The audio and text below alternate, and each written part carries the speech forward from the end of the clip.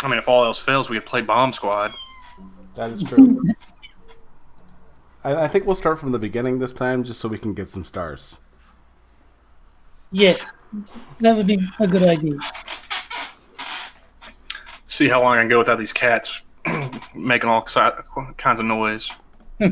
So that's that. I broke the thing already, so we are not going to announce that we're already live, but we're not going to let the cats know.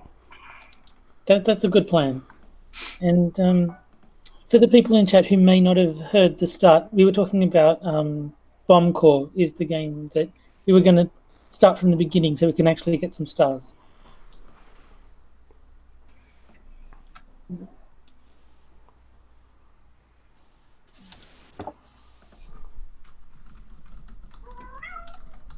Oh, there's one. I think that might be... 1 second, I'll be right back.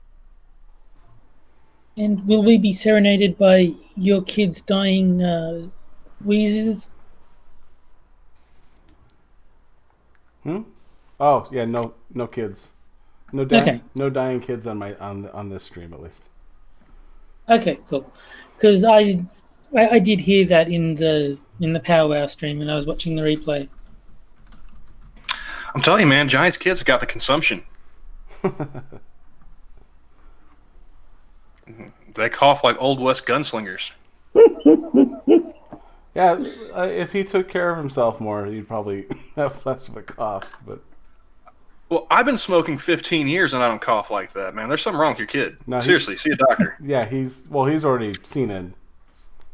They're thinking it's either indoor allergies, which is signs that I'm showing, so it's possible, or it's they already gave him cough medicine, like codeine, but she doesn't want to give that to him because then he'll be up all night. Oh yeah, that's like liquid cocaine. Yeah.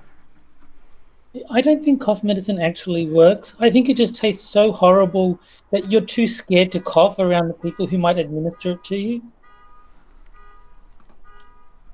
That is a good theory. So, is Terry or Della trying to steal a car right now? What's going on? Well, I just got here, so it's not me. That is actually a car alarm in my neighborhood. Oh. Well, tell him to steal it or shut it off, man. I'm trying to play some games here. Like, seriously. Yeah, like I don't hear it because I have my headphones in. I actually had to take my headphones off to actually hear it. That's what I always end up yelling in my neighborhood because, like I said, I'm ghetto adjacent. So anytime a car alarm starts going off in the middle of the night, I just walk out my front door, steal it or shut it off, man. One of the two. Hey, Ramen, how's it going?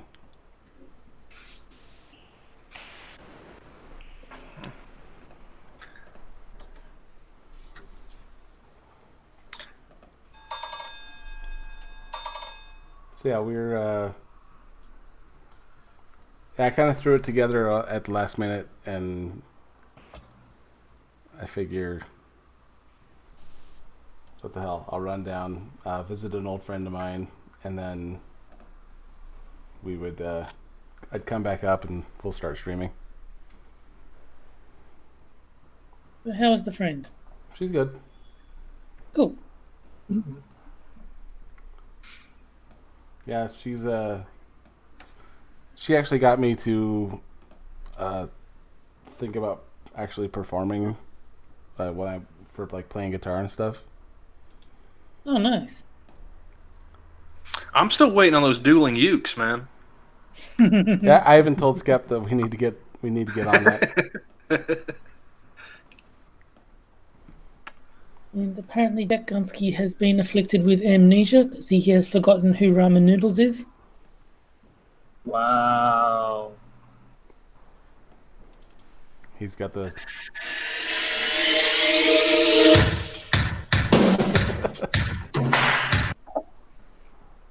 Don't want to run it too long, but... Yeah, one of these days I'm going to get a copyright notice again. Nah, take it as a badge of honor.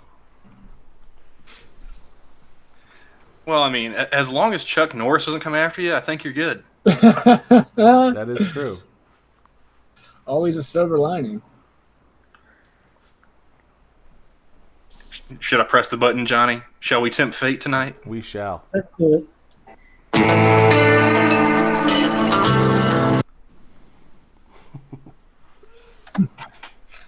And of course, the obligatory summoning of the Russians. Oh, yes, of course. Right?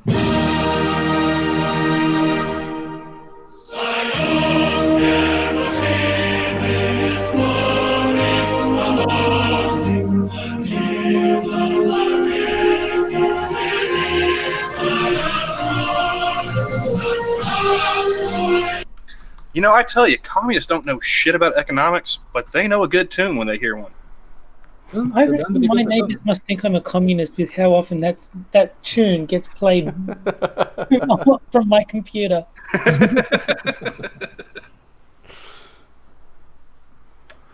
I'm almost glad that I have headphones on.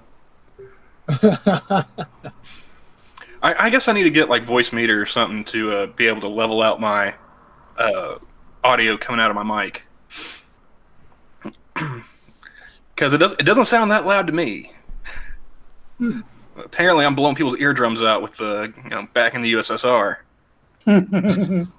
It is quite loud, but not absurd, not egregiously. So it's like It's because it was written by Russians, man. They don't do anything quietly well, they're probably except poison you. when That's they true. recorded it. Yeah, there's nothing that's that they do normally that isn't subtle.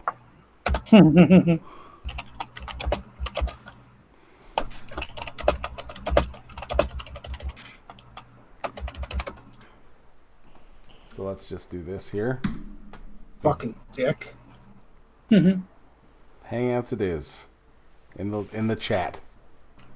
Yay. R.I.P. stream. For fuck's sakes. All right, naked Asians, let's do this. I don't have a sounder for that. All right. I could send you the first 2 seconds of Turning Japanese by No Use for a Name.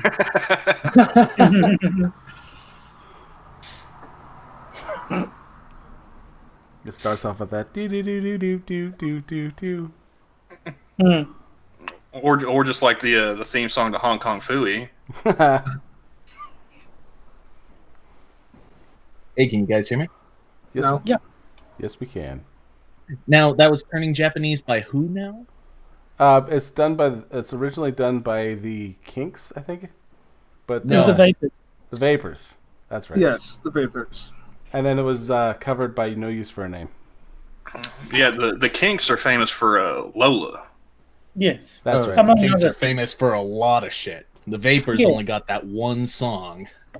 Okay, well, when I think of the Kinks, I think of the song Lola. So that's what they're famous for in my mind. How about that? I think of Sunny Afternoon. my go-to for the my dough. my go-to What? for the Kinks is "You Really Got Me." That's Oh, the yeah. one that That's a automatically good one. That is a good one. That song always makes me think of Dennis Leary.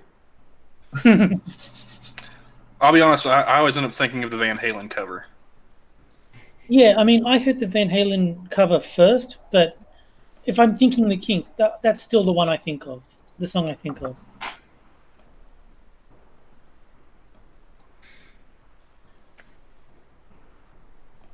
And then, oh. There are quite a few the bands.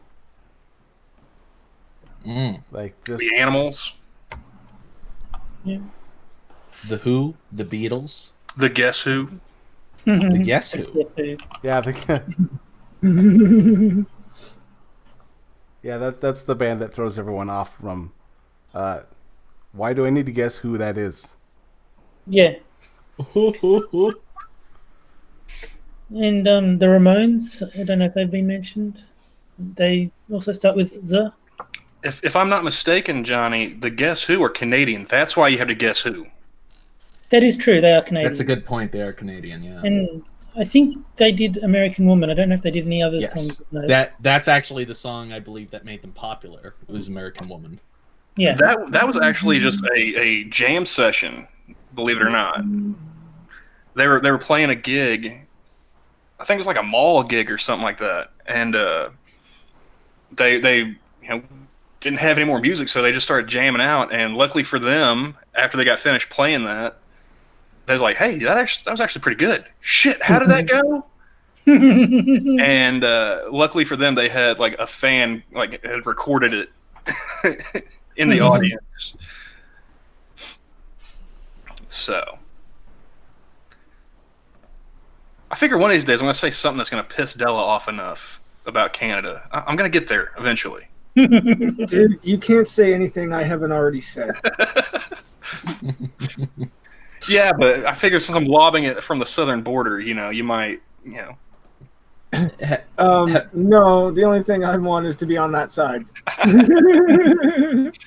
That's my only complaint. Tired of living in America's attic, are you? Oh, I'm waiting till October just to see how things turn out. What do you got going on? Oh, Their elections in October. So wait, you're gonna be one of those people who legitimately they say, if this guy isn't elected, I'm gonna move, and you're actually gonna move? No. All I said was I'm waiting to see how things turn out in October. Who do you think's the strong runner this time? The only two names that I know of are Castro and Scheer, so I'm going with Scheer. So did Justine finally take his father's last name?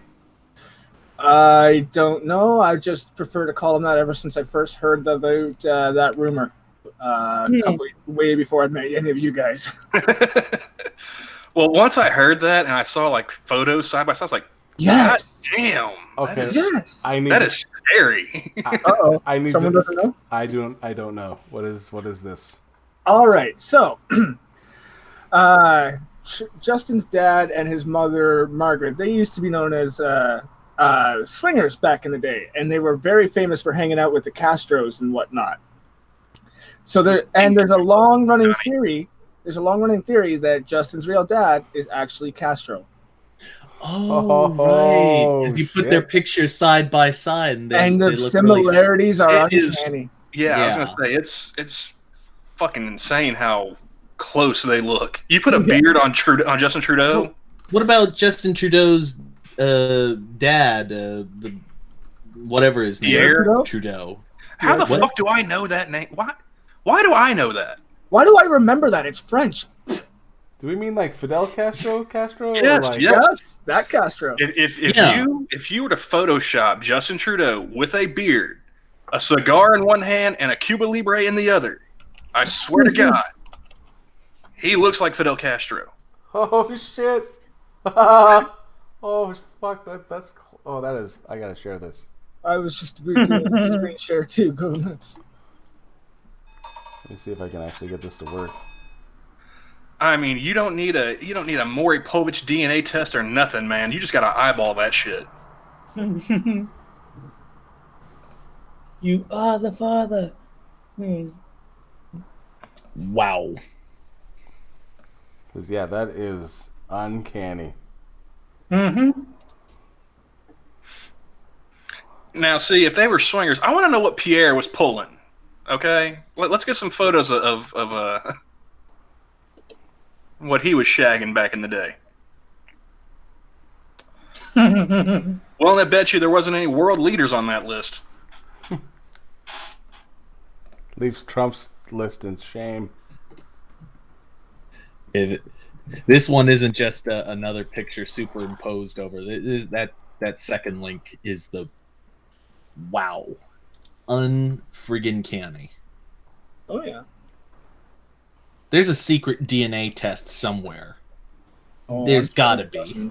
Oh, here's an article. No internet. Fidel Castro isn't Trudeau's real father. The Canadian Prime Minister. Just saw that. I literally just closed that. The Canadian Prime Minister just really, really looks like him. No, you just. No, that's not how this works. All right. It's not how any of this works. This is not like your gender identity. You cannot just make up you cannot rewrite the science of genetics. Even though you still can't do that with your gender identity, but we're not talking about that right now. Well, who are you fooling with? Really, really? Like, Right? Really? Like, really? Who are you fooling? he just really, really looks like him. I mean, come on. And he doesn't even look like his dad. No. Justin Trudeau does not look like Pierre Trudeau. I'm gonna look that up. Pierre. Well, how strong was his mother's jawline? I don't remember seeing photos of her. I've just seen him and Castro.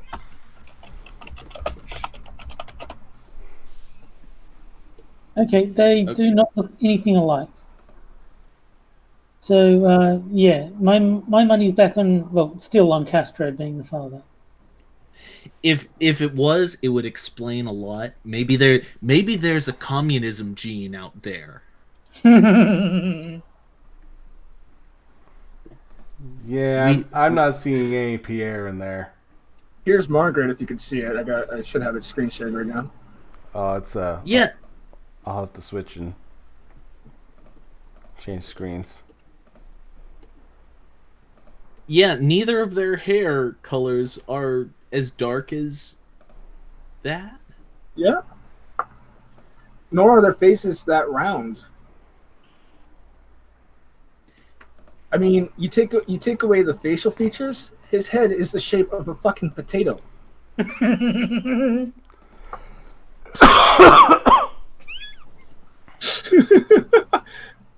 Yeah, they're no.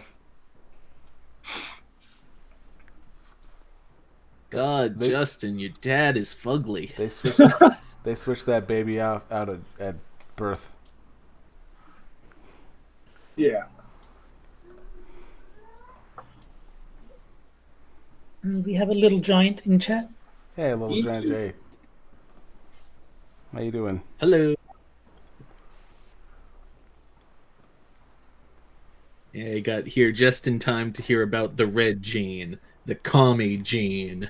Hey, links up top if you want in, dude.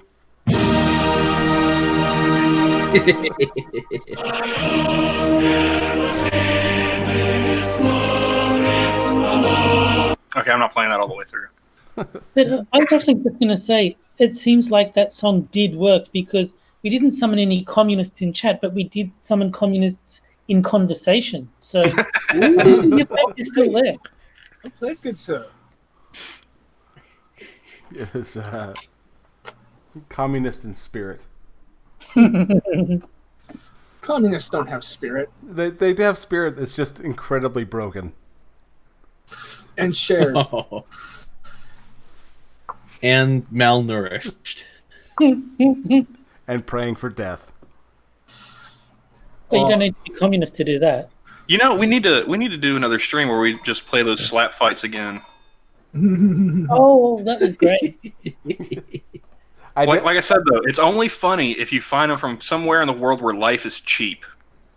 And what's really funny is something in that stream gave me a copyright notice. What? Yeah, I got a copyright notice from that stream. Oh, the stream. I thought you said something on the screen. I'm like, what? But yeah, okay, that makes a little Damn, more that was fast. right? So you saw dudes slapping each other, and then afterwards you got slapped with the copyright notice. And chicks. There were women involved.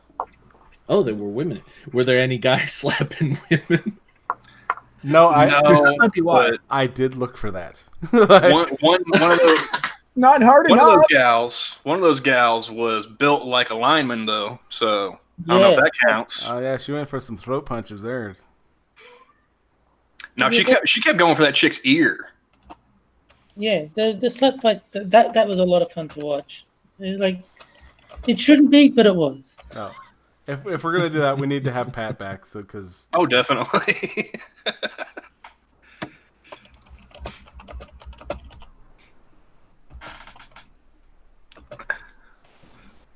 So I'm sitting here in my chair, and I've got my feet kind of kicked back, and one of these kittens has decided they're going to perch themselves on the sole of my foot. Just chilling there. And you're kicked back? No. Like I've got my feet like kind of like up underneath, the chair, and like the soles of my feet are kind of like sticking up. I got you. Yeah.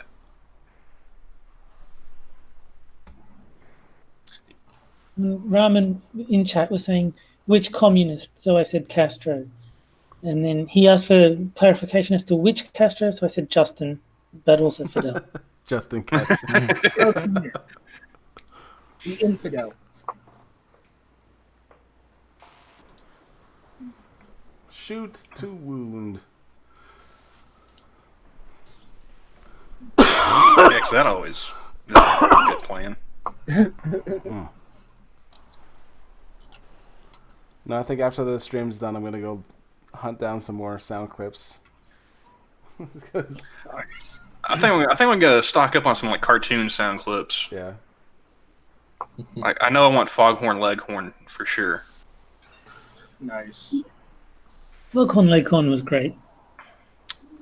One of my favorites. Foghorn Leghorn, I didn't appreciate it very much when I was younger, but the older I got, the more I appreciated it. Well, I always liked Foghorn Leghorn because there's a sort of a long-standing joke that Australia is Foghorn Leghorn and New Zealand is the chicken hawk.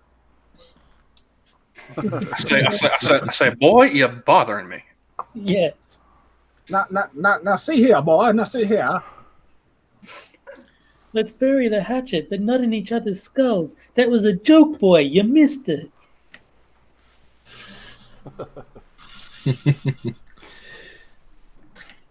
That woman is like a road between Fort Worth and Dallas. No curves. Get that Ome no Moshinduru clip. Which one is that?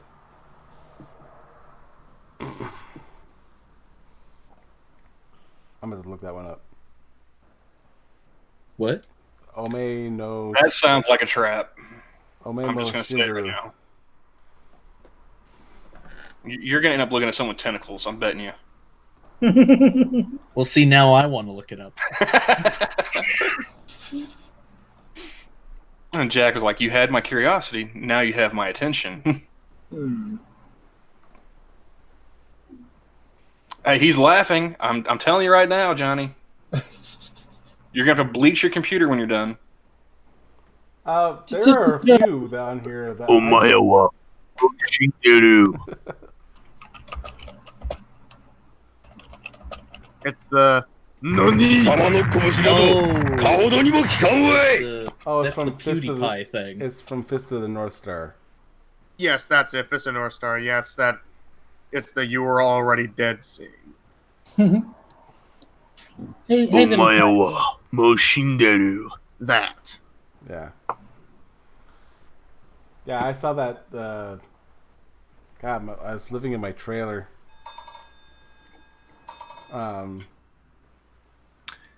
So, am I like the only one on this stream that doesn't watch anime? I don't watch it. Okay.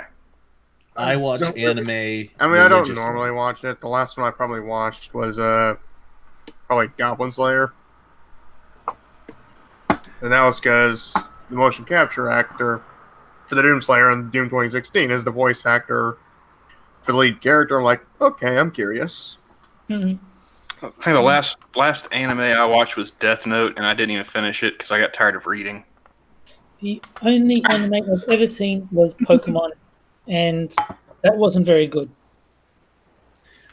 I watch 2 episodes of anime every day with a buddy of mine. It's kind of our daily tradition. If that friend is Frosted Glass, we are going to have... No. We're going to call shenanigans on him, because he's very, very anti-anime. He is very much opposed. He is. Yeah, my friends were they were talking to me in high school before I even knew what anime was, and then they looked at me and they're like, "Are you for or against anime?" And I'm like, "What the fuck's anime?" And they're like, "Oh, okay," and I'm like, "Okay, now I'm curious. What the fuck is anime like?"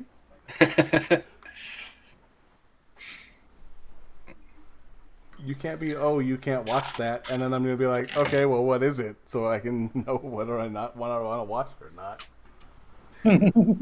Yeah, like before seeing Death Note on Netflix, I think the only other anime stuff I watched was like Toonami when I was in school. Mm. Hmm.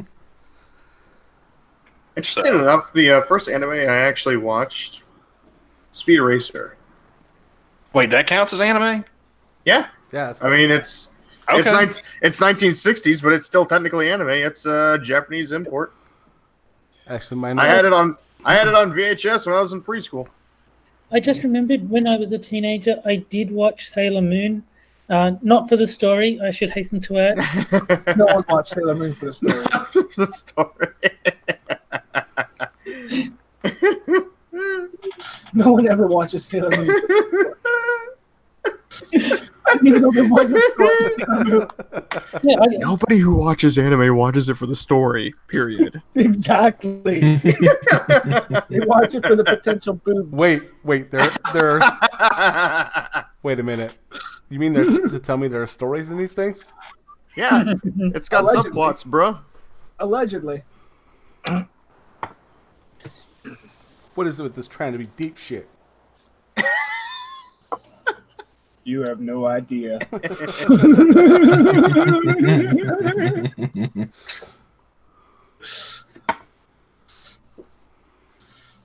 But Strawberry Shortcake counts as anime, which is the first one I watched.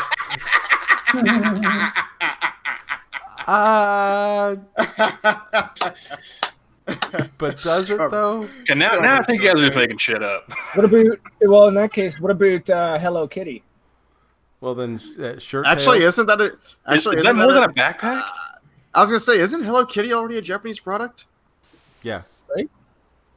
So yeah, I guess that one could count. I don't think Strawberry Shortcake counts.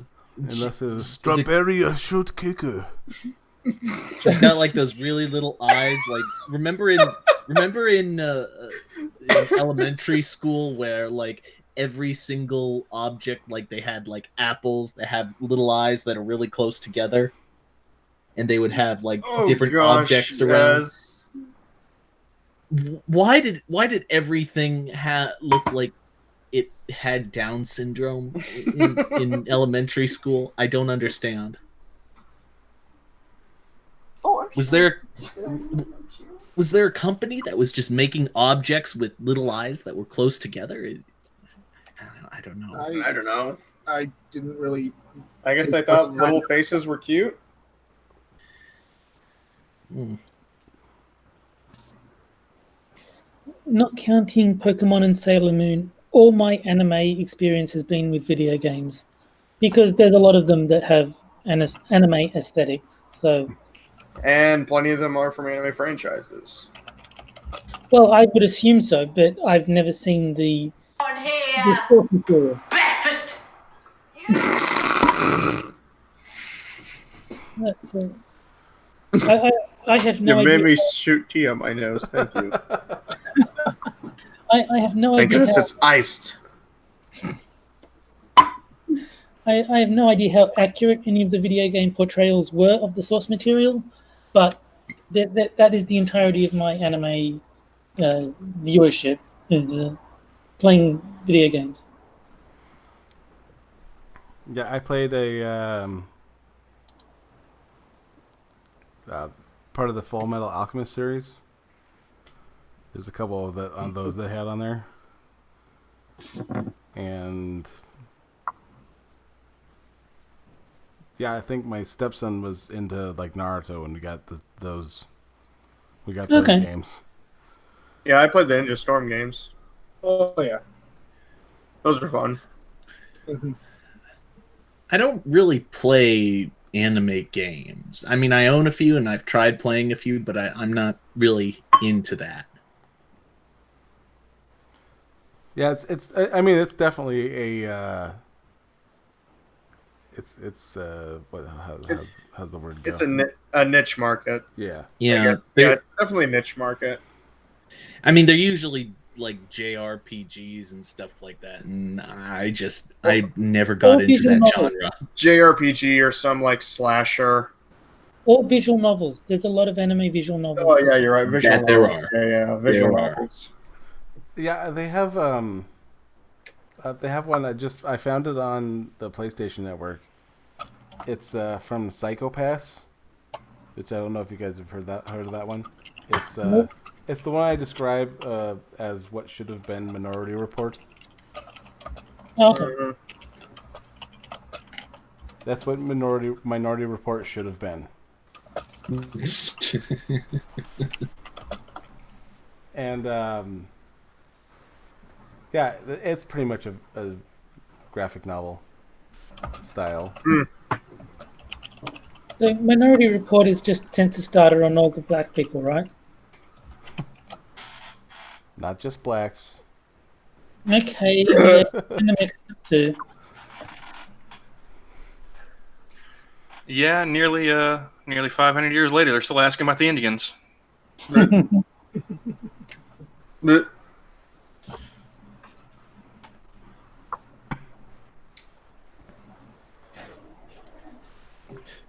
So, you guys remember that Twitter thing that Monkey mentioned during Lords of the Night? He said that someone basically made a whole list of shit that you're not allowed to joke about ever. Yeah, I saw that. I saw Yeah. the list, but I missed him talking about it because I was at work. Yeah. I haven't got to see Can't- Lords of the Night yet. I decided to respond to that. For those paying attention, the list was cancer, autism, 9/11, rape, animal abuse, disabilities, pedophilia, incest, LGBT, depression, Ebola, suicide, death, or people of a different race.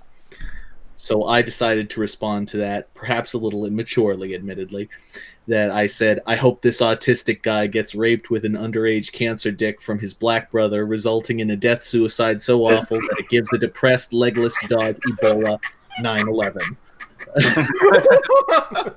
Wow. Pretty good. Now, the only problem I have with that list is that, I mean, you can make rape jokes, but they're going to be kind of forced. So, Okay, so I looked up "can't joke" just to see if I can find the list, and well, I found a. I guess it would be fan art, but it seems to be kind of racist. So I'm gonna show you guys, and maybe, just maybe. Oh, I have you presenting, Dale Hayes. I forgot to.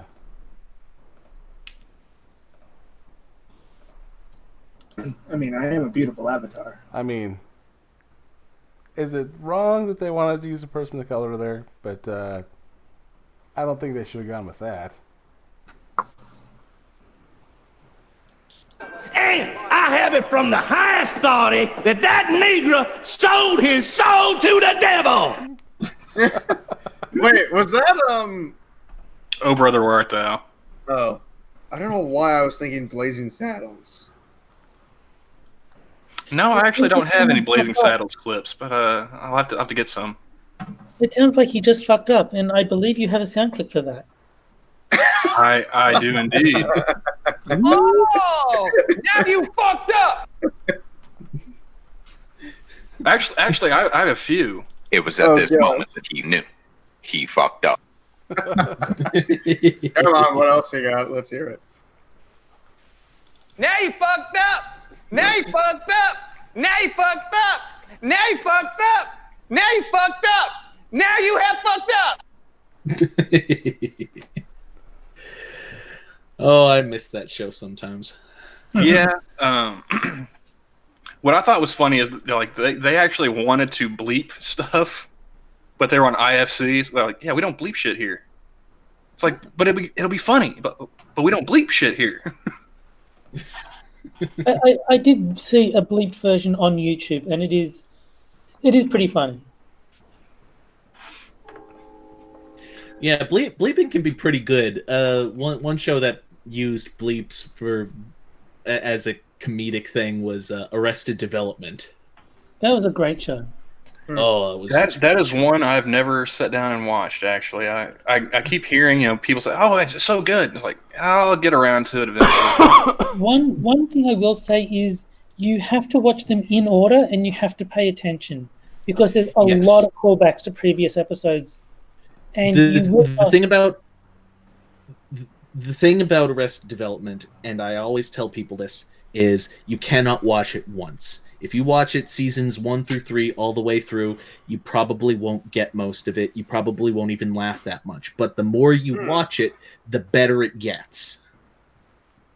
Because you start to pick up on little things, and there are all sorts of little hidden jokes. Sorry, I interrupted Terry. I'm sorry.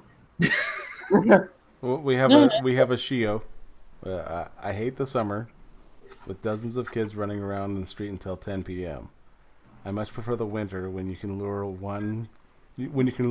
lone one into your shed.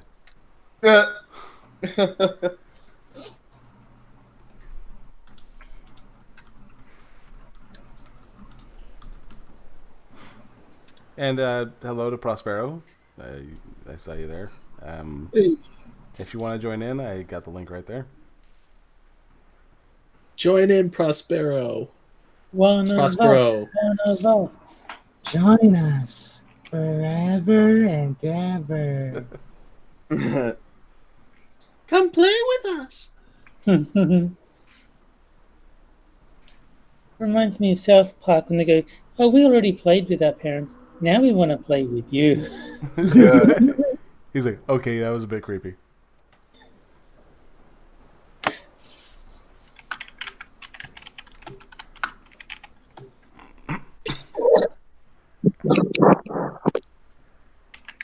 Hello. Welcome, Shio.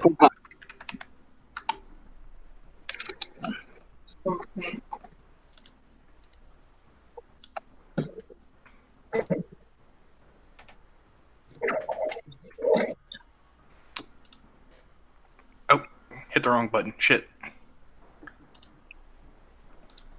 I'm sitting here. I'm getting ideas for sound clips, but multitasking has never been a strong suit of mine. Now, are you?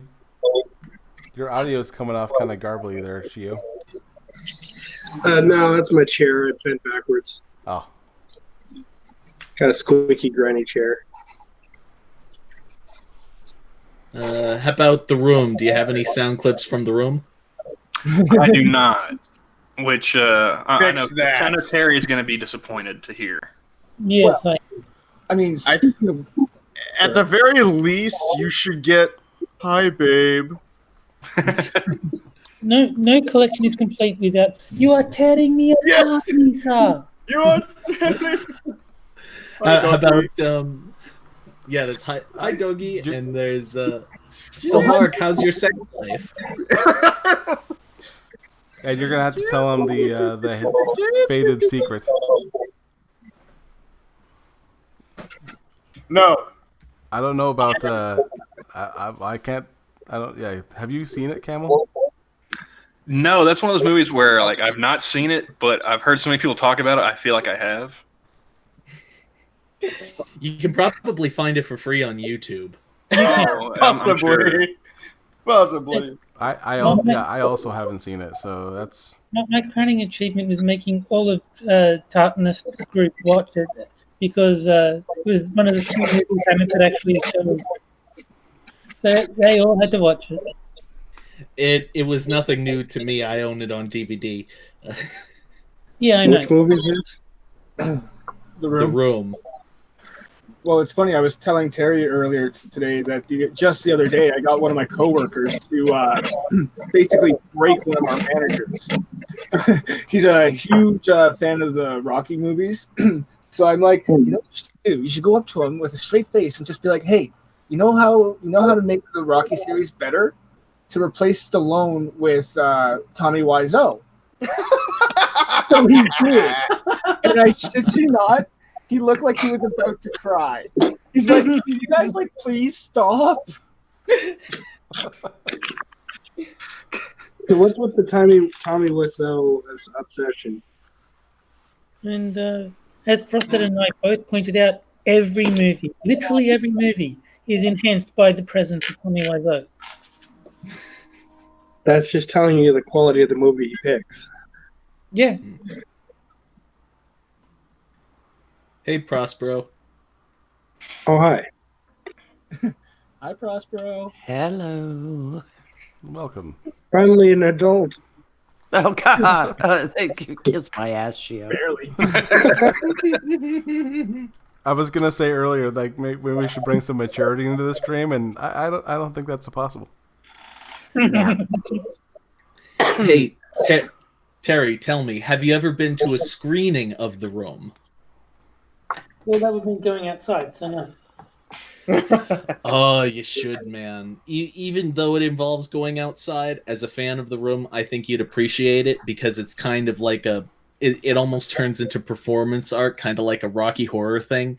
Every time you see spoon art in the movie, people in the audience throw plastic spoons at the screen. And people heckle and do like shout things from the audience. It is absolutely a blast. So you're saying that we'd want to sit in the back of the theater? Is that what I'm getting here? Yeah, probably, yeah. Yeah, sounds like it, Camel. But see, that sounds like it would just ruin the experience because I want to witness Tommy's, horribleness. I don't want that interfered with by idiots shouting at the screen. He wants Tommy all to himself. It's a bad movie. It just sounds like Rocky Horror Redux. I've never seen Rocky Horror, so I can't speak to. Oh, back in the day, everybody had to get up and dance. Everybody had to bring toast. Everybody, I mean, it was. See, that sounds horrible. Just sit down, watch the movie, and enjoy the sadness. That's all you need to do. Rocky Horror was such a cult that people.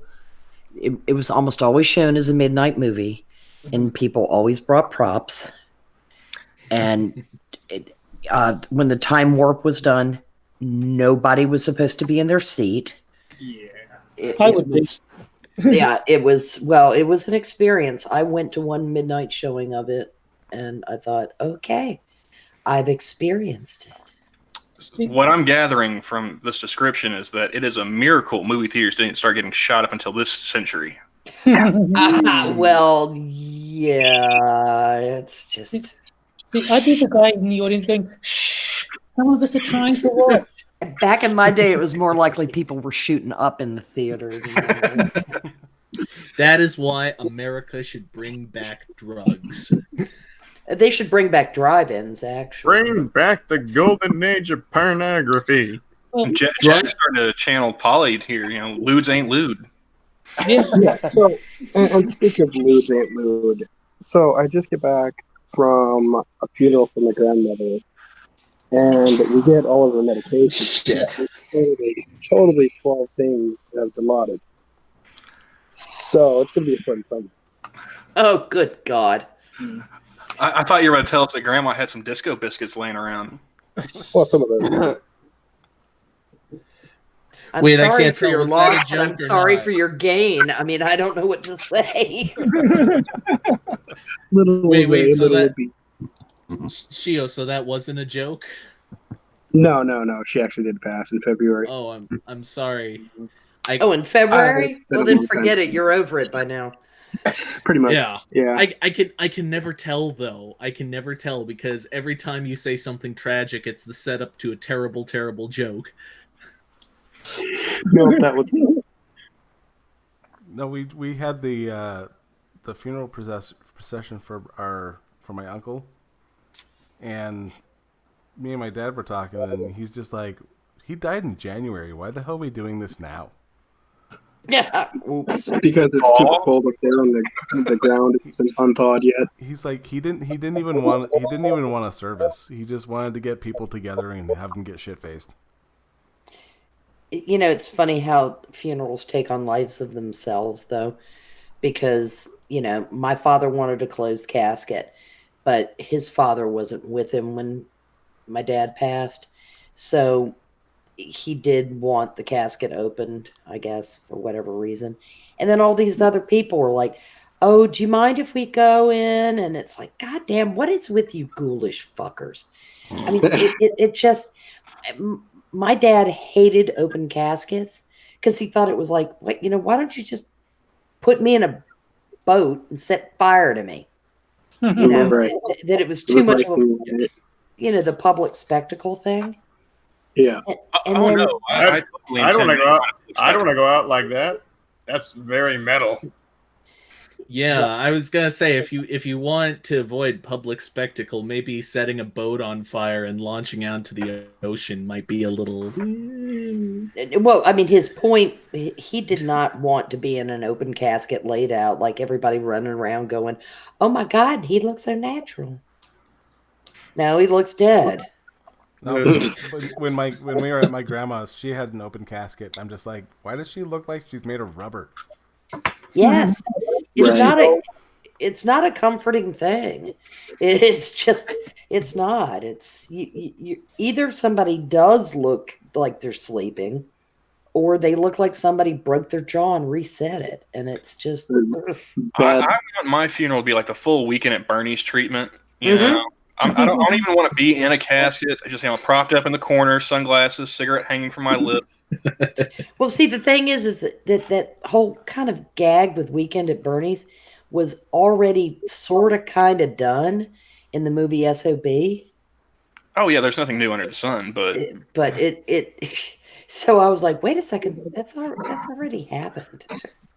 I also want to make the attendees at my funeral, however few there may be, as uncomfortable as possible. Yeah, well, yes. Just have like weird music selections. Like I'm dead set on having "I'm the Walrus" playing at my funeral. So people walking by, just visiting somebody else's room, will go cuckoo, cuckoo. Well, like I had told my best friend, because for some reason, me and my best friend, we had like this morbid fascination with our own funerals for a time period. We had them all planned out, and mine was going to be. Having like "I Am the Walrus" playing, because everyone has, that sentimental song or, some hymn or something like that playing in this area. And I just wanted something completely random and off the wall to where people would just be like looking around like, really? Who chose this? Really? I would say. I played November Rain. Well, I didn't play it, but the funeral home played November Rain at my dad's funeral. I thought, I want to set up a will so that it like has some sort of weird game to it, like Brewster's Millions or whatever. Have people like compete for whatever it is that I've left them. And then at the end, they find out it's just like old Confederate dollars. Like, I want at my funeral, I want it to be closed casket, and I want to have a live pianist play the music. And near the end of the whole visitation, I want him to just start slowly change from whatever he was playing to "Pop Goes the Weasel." Nice. To be honest, I really don't care about the details of my funeral. The only thing I want is that my ashes be shot out of a cannon, Hunter S. Thompson style. That's all I want. Actually, anything else is just gravy. What I want for my casket is closed casket, and then halfway through the pastor talking about, "Oh, he was a great guy," and then I want them to switch out the casket because they had forgotten that this casket is for a different person. Right. That would be good. Either that or rig a speaker. Be cremated, but have a casket and rig a speaker inside it. And halfway through, somebody prosing on, going, "Hey, let me out! It's really dark in here." No, just say, "Psst." Or just something like a sneeze. Yeah. You're full of shit, buddy. Go back. Go back. Nobody liked you anyway. No. Run. Yeah. I'm here to see L. Ron Hubbard. Yes. No, have it be like, "Help me." Just every so often, the lid shakes. I was gonna say you need like a wireless remote control, like hydraulic pump or something to like just kind of pop it open there at the end, really get them going. Yeah. Oh, no, set it up. Set it up like it's a haunted house. Have a fog machine in the Fog casket. Halfway through my great aunt's funeral, I shit you not, one of the slings underneath the casket settled, and the whole thing went thunk. Ooh. And I was like, "Oh fuck me! Don't laugh. My mother will kill me. She will just fucking kill me." But I'm like, God, you know, it's just. I don't remember who was saying it, but I think it was Drunkle, who was talking about going to his grandma's funeral, and everyone was just sitting around, and he just goes, like, as they're pallbearing her out, he just goes, I thought she said she lost weight, the fat cunt." Oh, That's probably gonna go wrong. that's brilliant. Yeah, that sounds like something Trump would say.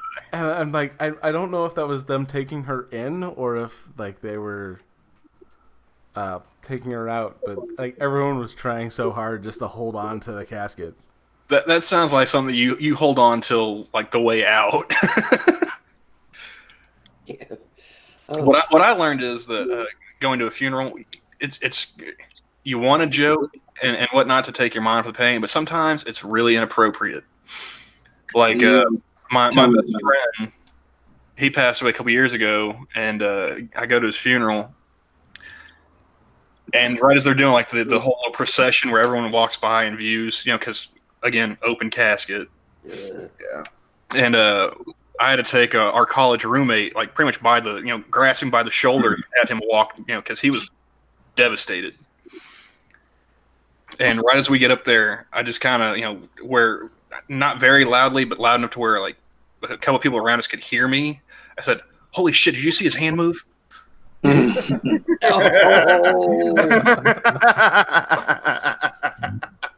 Yeah. cruel. Don't pull that at a black. I learned that. I think I should be taken out of the casket marionette style. Yeah, his grandma was about ready to climb in that casket. When my granddaddy died, my dad's dad, there was a lady that lived up the street with him that we actually thought was gonna climb in the casket. Oh, God. She was wearing one of those big go to hell hats, and she like is leaning in, kissing on him. Yeah. And my mother and I were like, "Okay, Bitch, do you want the plague? Because that's how you get the plague." did just oh God, it was horrible." And I mean, we're trying to, because he had remarried after my grandma died, and the woman he remarried, neither my mother nor I got along with all that well. But we're trying not to bust out laughing because I mean, he was 96 years old when he passed. I mean, he died the day after his 96th birthday. So He crashed his Harley at Bike Week or something. no, he just fell out.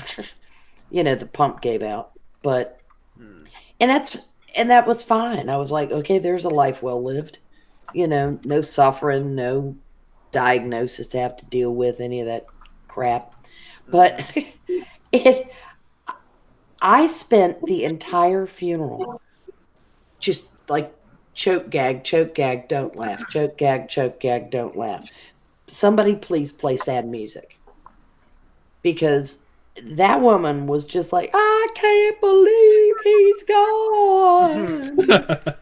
And it was like, oh my Lord, stuff it under your bonnet, sugar. Oh, there were so many people like that at my best friend's funeral, and I was sitting there, I was like, "Who the fuck are you?"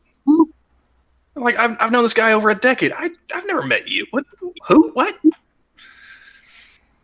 No, one thing my friends have always kind of, I wouldn't necessarily say liked, but they expect out of me is I always have some sort of bad joke to tell.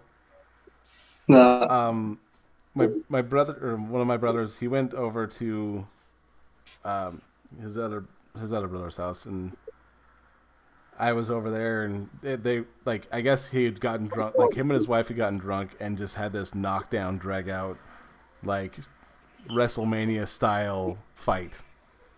Oof. to where he's like, I'm going to jail, and like he's freaking out.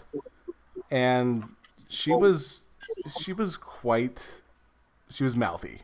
She was extremely mouthy and like just very rude, and she knew exactly which buttons to push. And so, like he's freaking out, and his brother's freaking out, and then I just go, "Well, at least you got her to shut up." Oh. And everyone, and I'm in a room full of people, and they all just look at me like, what? But I mean, what did you expect? Y'all know me. I am part of the family. Been here for a while. You guys knew this was coming. Yeah. Don't forget to tip your waiter. Try the veal; it's great. Do I need to go? Like, yeah. That's one of the things that the few friends that I have in real life, they know me well enough that like if I call them, they never put me on speakerphone. Yeah. Especially if they're like in a public place. And I'm always the one that if I'm in a group of people and something like that happens, they all turn to me as like, "Don't you fucking say it." Okay. I'll do my best. Well, the best part is like they never learn because like all those heads whip around looking at me like, "Don't you dare, don't you say." It's like, well, now you're asking me to.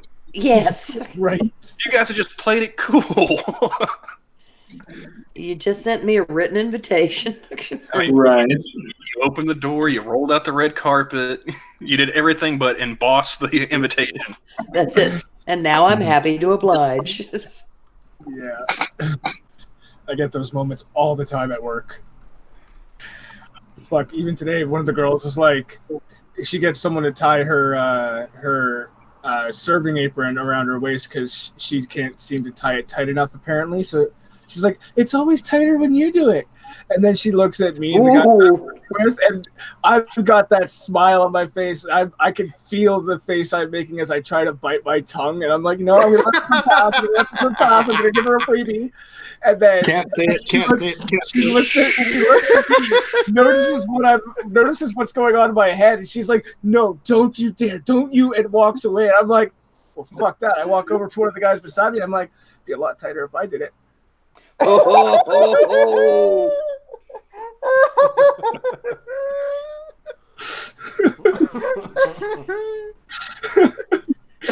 that's why you watch your fucking mouth around kitchen folk.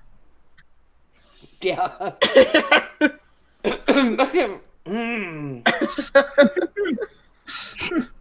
I'm sorry, I don't understand. Oh. Yeah, I can't believe somebody would even say that in the vicinity of you, Della. I mean, that's like... I mean, to be fair, she is a couple weeks new. Oh, bless her heart.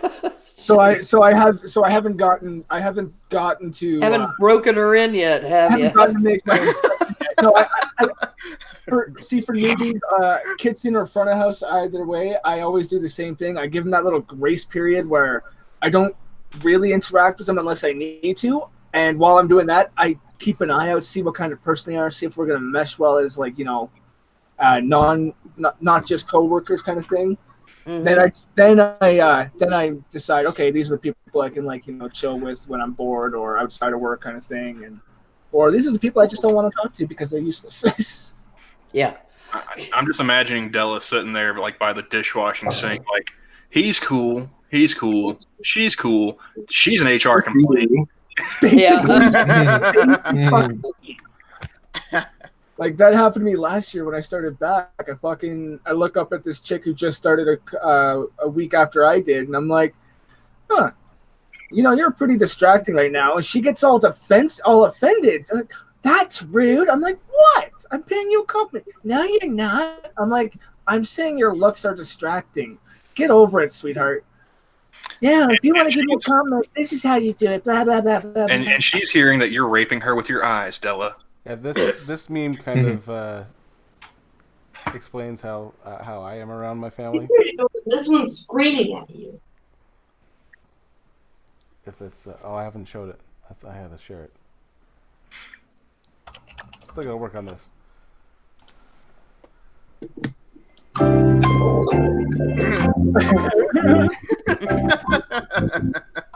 You see, what had happened was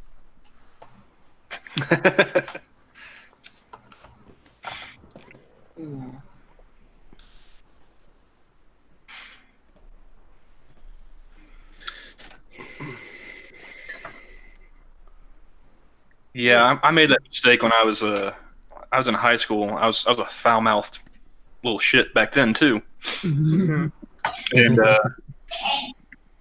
was walking through the store with a couple of friends, and I was just letting it rip, being vulgar, and I turn around and I realized that following behind me and my two friends is this little kid, like maybe 5 or 6. Oof. And like my buddy, he's like, "Yeah, man, cut it out, dude." I was like, "Well, shit, he's gonna learn these words sooner or later." And from the next aisle, I just hear his mother like, "Well, I'm glad you think so." I'm like, well, he's already learned at least 5. And I'm not even counting.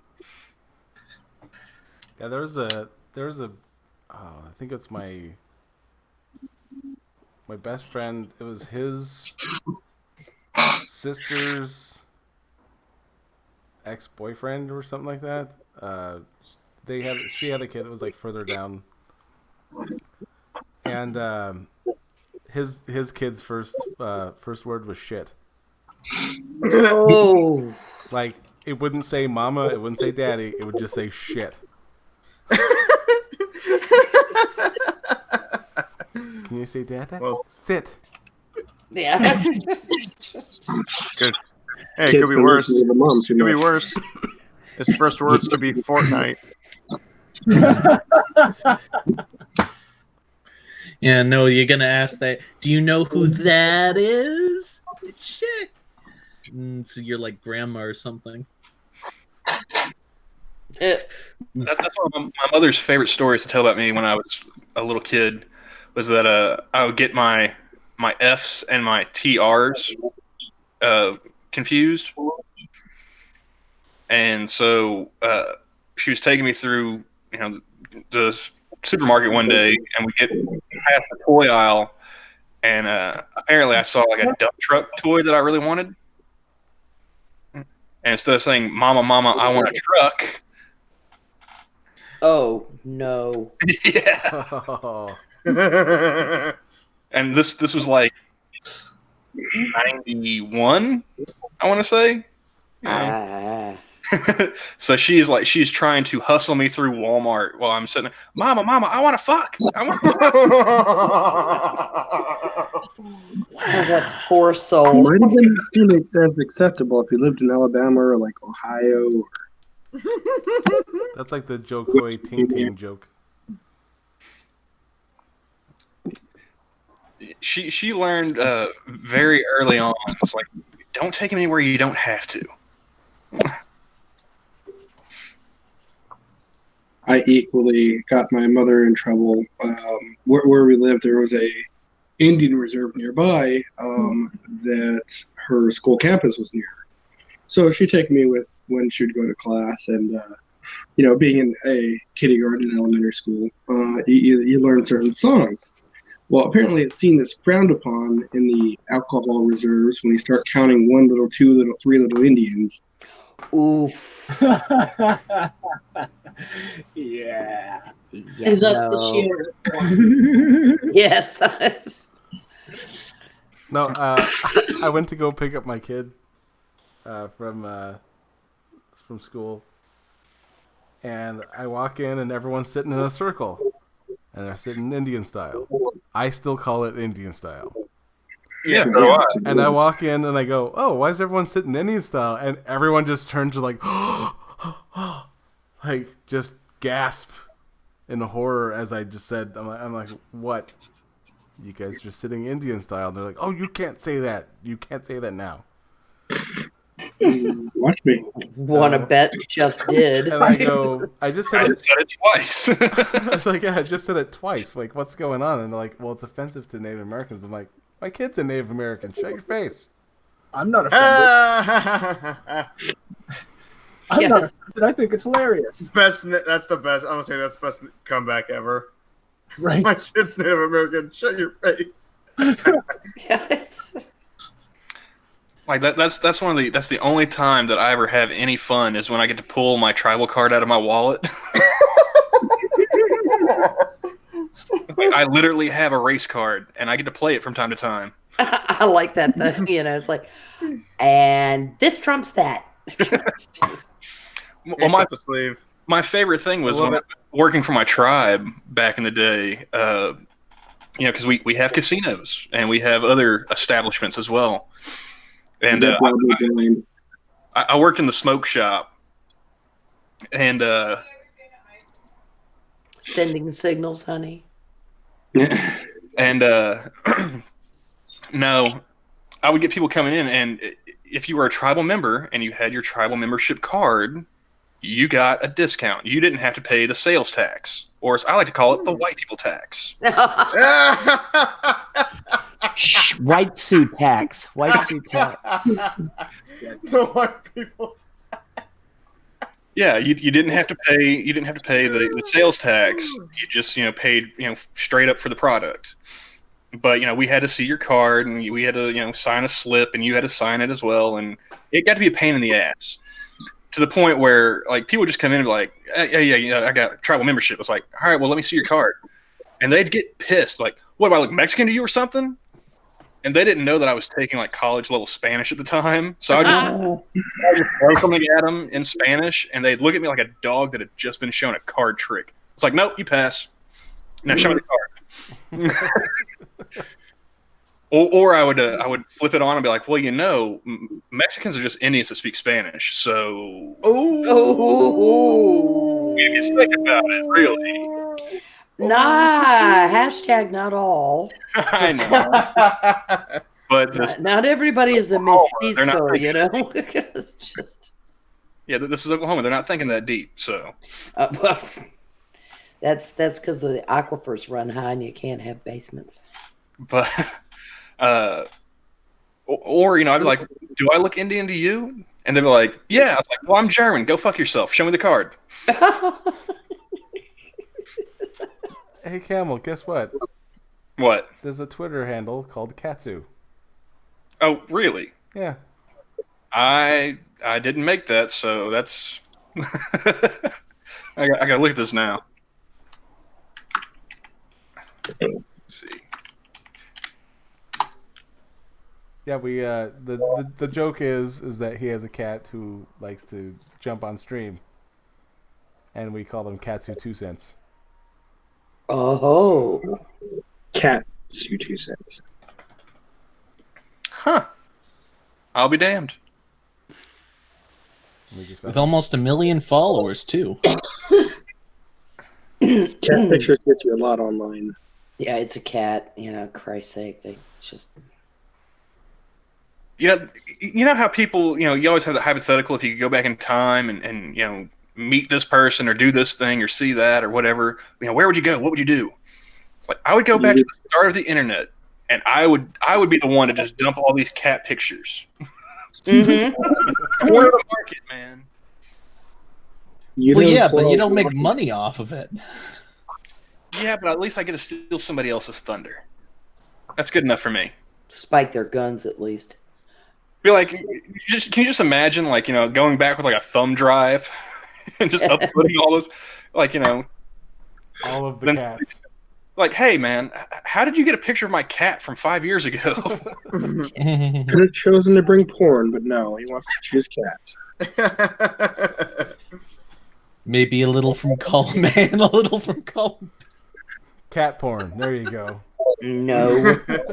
Bad, Jack. Bad. You've got to go sit in the corner, Jack. I have a way so it's fine. You what, Jerry? Only Cryptic can make those jokes. Oh man. Now I've got that parody song stuck in my head. Which one? Cats in the Kettle. Oh. Oh, poor Harry Chapin. It's bad enough to have a whole truck turn over on top of you and crush you to death, but now your cat's in the kettle. I only remember like one verse of that song, and that's when I'll get that earworm going. You know, just have that one verse repeating itself over and over in your head. Of the parody? Of the parody, yes. Oh, okay. Because I know like the entire original song. I was going to heard say, the if you need to parody. know the original, I can vomit it out for you. Now it's wedged in my head. A child arrived just the other day. I think between the original and the Ugly Kid Joe version, that's been hammered in there.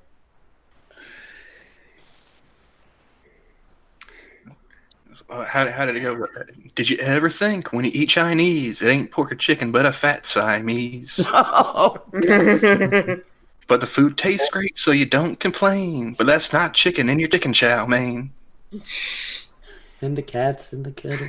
Seems to me they ordered sweet and sour pork, but Garfield's on my fork. Yeah. No, I think the last time we ate it I took a friend of mine there's a Chinese bar, like a all-you-can-eat thing going. And we were sitting there and we were eating the skewers. And he goes, I've never seen a cut of beef like this. This has to be someone's cat. Oh. Well, like if anybody ever tries to take me out for Chinese food, I don't check Yelp or any of those other apps. When we get there, I just do a quick walk around the building. If there are any stray cats, I know it's not authentic. Well, no, you got to go to the ones that have the nail salon and everything else nearby. No, what you need to do is need to find the one with the veterinary clinic nearby. Now, I'm sure if Jack Cochran was here, he'd probably inform you that the nail salons, those are Vietnamese. Yes, they are. Different. The Mad TV, that chick that did Bong Kui Kui, also did Alex Borstein. Deborah Wilson. No. Oh, okay, sorry. That was Deborah Wilson. Bong Kui Kui. Also did the Vietnamese nail girl. Oh,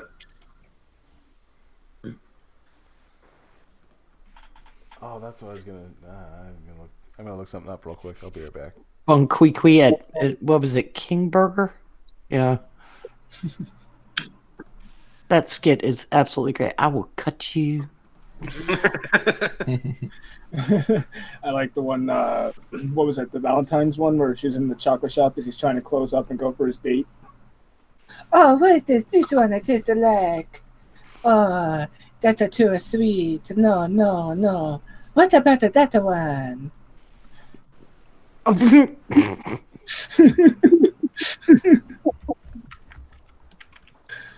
Hi. We're redecorating our home, but what is this? Oh, this. Angela Johnson. And it's spelled stupid Angela too. Johnson. Okay. Yeah. I actually saw a good portion of a stand-up she did. She's actually pretty good. Yeah, and when they say women aren't funny, I think no, her stand-up actually is funny. Johnny, are you telling me that Prospero beat you to IMDb? She went to IMDb. I was looking for the one I told you about earlier. Oh. No. I went to DuckDuckGo and I typed who played Bon Kui Kui. Ah. See, I learned how to use a card catalog way back in the day before we had the interwebs.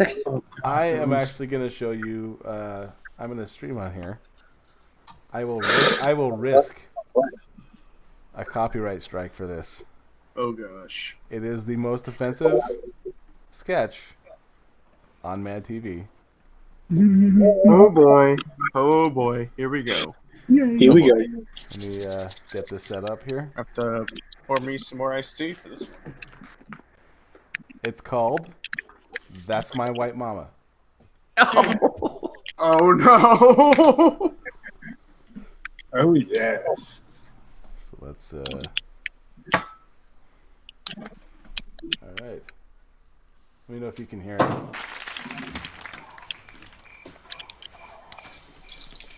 Come on, Shaquana. Let's. Did you hear that all right? Nope. Got nothing. All right, might have to actually share it. Let's, Yeah, that would help. Let's work on this. You know, professionally. All right, so let's try this again. Is that coming out all right? Come on. We can see it. Seeing it. I can see it. I cannot hear it. Hang on. Yeah, I can see it, but I can't hear it.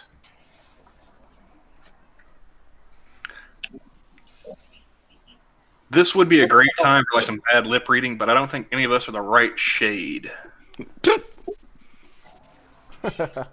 That's what would make it funnier. Well, if we can get Tom Segura to do it, that'd be nice.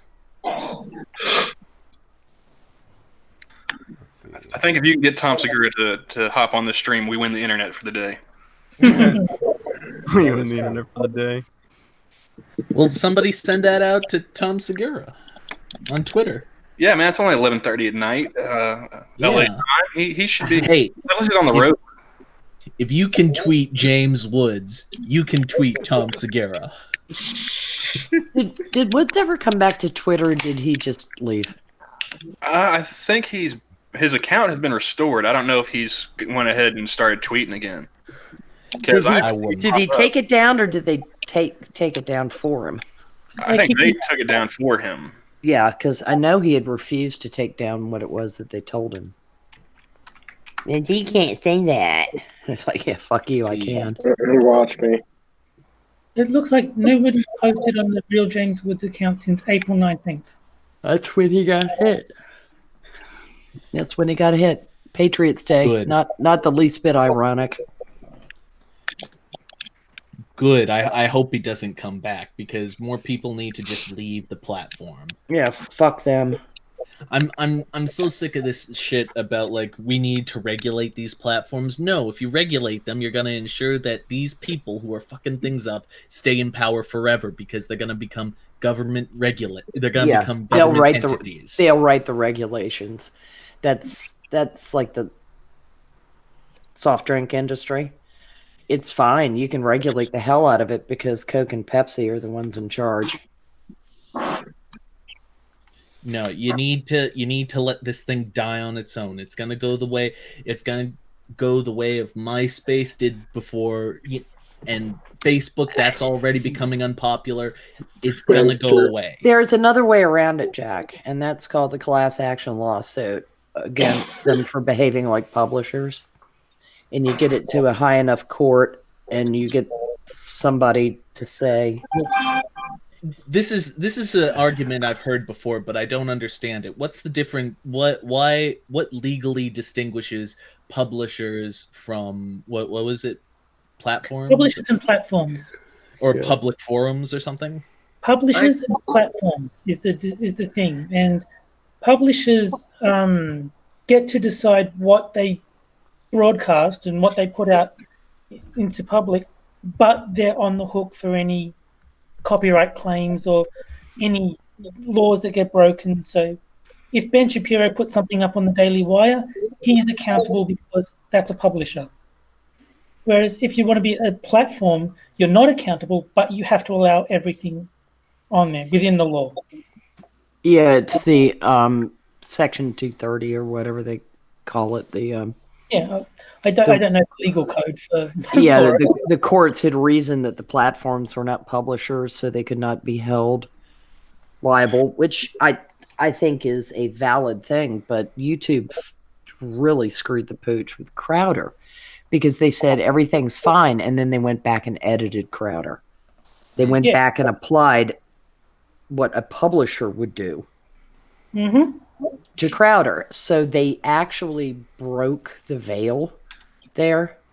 You know, they which is why Wojcicki was doing her backpedaling, oh, I should have done it all in one swell foop. No, because you still would have been contradicting yourself. You can't say this is fine the way it is. However, in order to be on our platform, you must edit it this way. Oh God, that language they used about borderline content. I wanted to just, when I heard the phrase borderline content, I wanted to just smash something. Because this is the most Weasley bullshit I've ever heard in my life. Well, you know what the borderline is? It's the door jam to room 101. Yeah. That's what the borderline is. You say the wrong thing. That's borderline content. Yeah. The minute you have a toe outside of room 101, comply. Yes, yes, yes, Susan. Yes, Susan. Susan, we all love you, Susan. Did you guys see Skeptoc's video on Susan? I did. I did not, actually. Yeah, y'all need the parable thing. Yeah, it's the Greek allegory. It's and the children were happy because Susan loved the children and Susan fed the children. It's done. He was not happy with the sound, and the sound is a little bit off. The volume turned out to be too high for his taste for the video. But that was his birthday present for me. He worked really hard to get it up for my birthday. I mean, he didn't make it for me. But it was, yes. That is going to get taken out of context. He tried very hard to get it up for my birthday. No, it was only being taken out of context by you. Yes. Shit. Yes. I was sitting here debating whether or not I was going to clip that. Do not, please. Because I'm sound clip that. Sound clip that. How fast I was trying to get to my No, sound. she already requested I don't. I will respect that, even though I was going to not do it anyways. Okay, well, it's okay because I can also leave the call. Ouch.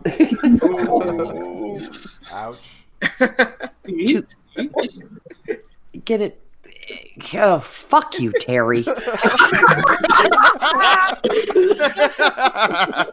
Anyway, go see Skep's video. It's very well done. I mean, if you want to get back at Terry Prospero, all we got to do is talk about the Emu War. No, I think cassowaries are scarier, truth be told. Yeah, but we didn't lose the water then, so. Yet. Have you seen a koala? Yet. Well, the Great Clap War. The Drop Bear War. I have seen a koala. When I was a kid, we saw them in the zoo. But we didn't lose a water koala. We lost the water emus. And so emus owe us reparations. Yes, they do. Give us all your feathers. And your meat. All right, so I'm going to try this one again. Hopefully the audio will work out.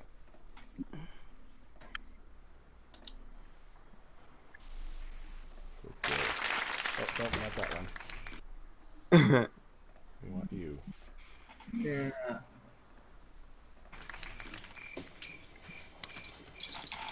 Come on, Shaquana. Let's get it on, baby. Nothing. No sound. Lame. English, motherfucker, do you speak it? Lame. All right. Well, I'll just post the link in the chat. Cause Thank you. I'll look it up later. Thank you very much. apparently YouTube doesn't want to give me a strike. Fine. We'll play your game.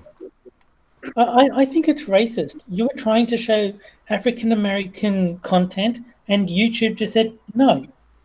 So I think very, very racially insensitive at the very least of YouTube. No, I think what happened was like YouTube knows that Johnny's not black, so they're just sitting there like. Say that. Have you seen his avatar? As black as it gets. Yeah. Oh dear. It's Salem, for crying out loud. Exactly. The blackest of black cats. Voiced by a white guy. I think John heard that sound clip though. I did have to clip that one pretty close. Yeah. Because wait, did they use a laugh track or do they have a studio audience for In Living Color? They had a studio audience. Okay. It's hard to find a clip of him saying that where there's not laughter or something else drowning it out. So that was my favorite character from In Living Color. So no, I will since I will tell you what the clip was. It's a sketch based on Fox pretty much taking anything and making it a movie. And so the thing is this lady was killed by this bus driver played by Artie Lang. And instead of going to heaven, she possessed him and started living as she was, it was his body, but her temperament. And so, yeah, when this girl brings her boyfriend home and they start making out, and you just hear him screaming from the off stage. And she goes, "Oh no!" She's waiting, like, "What's going on?" It's just my white mama. and then Artie Lang comes down in a muumuu and like a hairnet, and damn girl, I told you to go get my smokes. I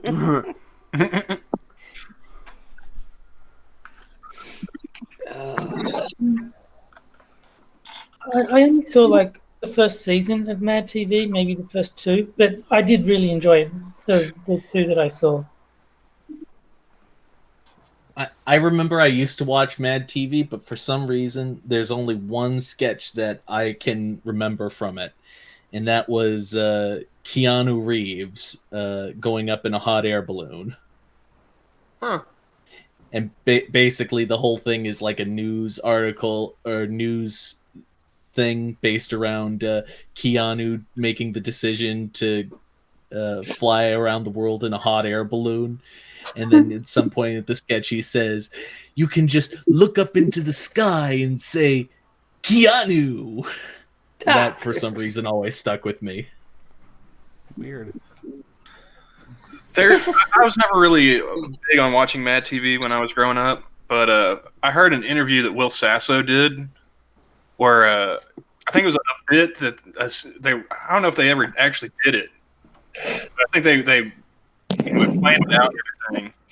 Where it's like him and I can't remember what the actress's name was.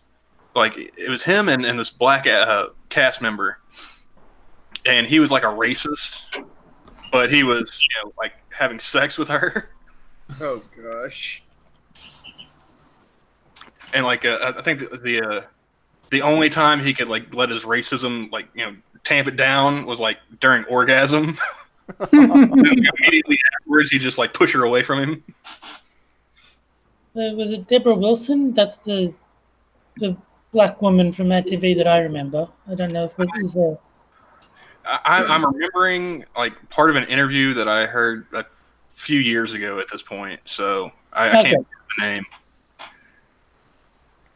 But I was like, now see, if I had caught that, I probably would have watched more Mad TV because that sounds hilarious. Yeah, I always enjoyed the Stewart sketches. No. No. Look what I can do.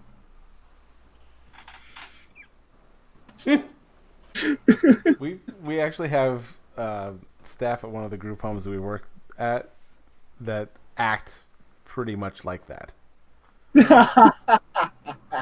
It is, and it's really funny because I saw it and I'm just like, why does this person acting like why does this look familiar? And then I caught a replay on it and I'm like, holy shit. And I'm like, so the next time we saw him, I'm like, all right, Stuart, take it easy. That's what I hear every time I see like little kids acting up at work. Yeah, because people are afraid to beat their kids these days, and so like these little hellions just run roughshod, and I hear that's just the voice I give them in my head when I'm trying to drown them out.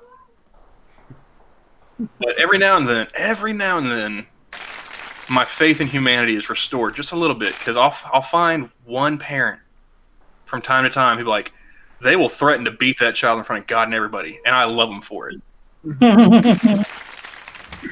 I can't tell you how many times I've offered just random strangers my belt just to borrow. Go ahead, man. I will pay good money to watch you beat this kid's ass right now. You need this more than I do. I'll turn the surveillance cameras off. Go ahead. Go wild. Give that kid the full Gitmo treatment. I don't care. Yes, kids are more misunderstood. The world doesn't revolve around that. Well, there was this one time I was working at a store, and the dress code we had, we had to wear like khakis, a white button up, and a tie. And the pants that I had, they fit well enough. I didn't wear a belt, and I came across this one parent who she finally had her shit, and she threatened, if you don't act right now, I'm gonna ask that nice man behind the counter if I can borrow his belt. I'm gonna beat you right here. And this kid, he's ready to call her bluff. So he looks over at me, and I look at the mother's like, "I'm sorry, ma'am, I'm not wearing a belt." And this kid, he acted like he found the golden ticket. He had the green light. He was gonna be a little shit. And so before he could start, I kept going. I just said, "I'm sorry, ma'am, I'm not wearing a belt, but I will gladly let you borrow my shoe." And I started kicking off my Nike like it was. Yeah, I will gladly let you borrow. That's beautiful. How big did the kid's eyes get? Doctor plates. That kid didn't say another fucking word the whole time they were in there.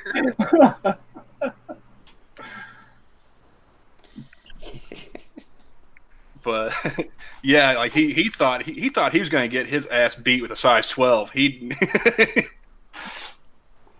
Mom, please. I mean, his mouth was shut, his back was straight, his eyes were forward. The rest of the time they were there. Nice. And ever since that day, I've wore a belt just to be safe. Just to be a helpful person. Oh yeah, yeah. Personally, I think that if you're the kind of person who won't beat your kid when they're acting like a little shit in public, the next closest person should have the first right of refusal. Right. And I pray that if that law ever gets passed, I'm the first person. Oh, you won't? Oh, here, allow me.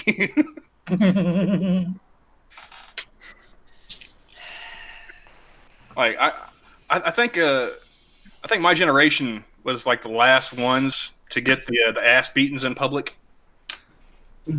It's something about kids a couple years younger than me, the way they act. You didn't get beat nearly enough. Or an old, right? So Camel, I just sent that to you. Oh, that Mad TV skit. Yep. Well, just the important part. Okay. I'll check my email after the stream.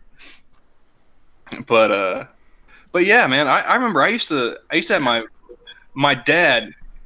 If I was acting up as a little kid, he would just take me by the shoulder. He'd lean down because he's a real big dude, and he would just say, "Son, do we need to go outside?" And you knew immediately outside there are no witnesses. No sir, no sir. Mine was usually dragged by the ear. But... Kids don't have that kind of fear these days. That's what I'm saying. No, they don't, and it's really fucking annoying. Mine was by the elbow, or it was you're walking yourself out there, like dead man walking style. And my dad, he was the brute force kind of guy. He was like, "I'll bust your ass." Yeah. Mom, she was the psychological killer. It was one of those things she'd be like, I don't know how many times I was threatened with being put up for adoption. I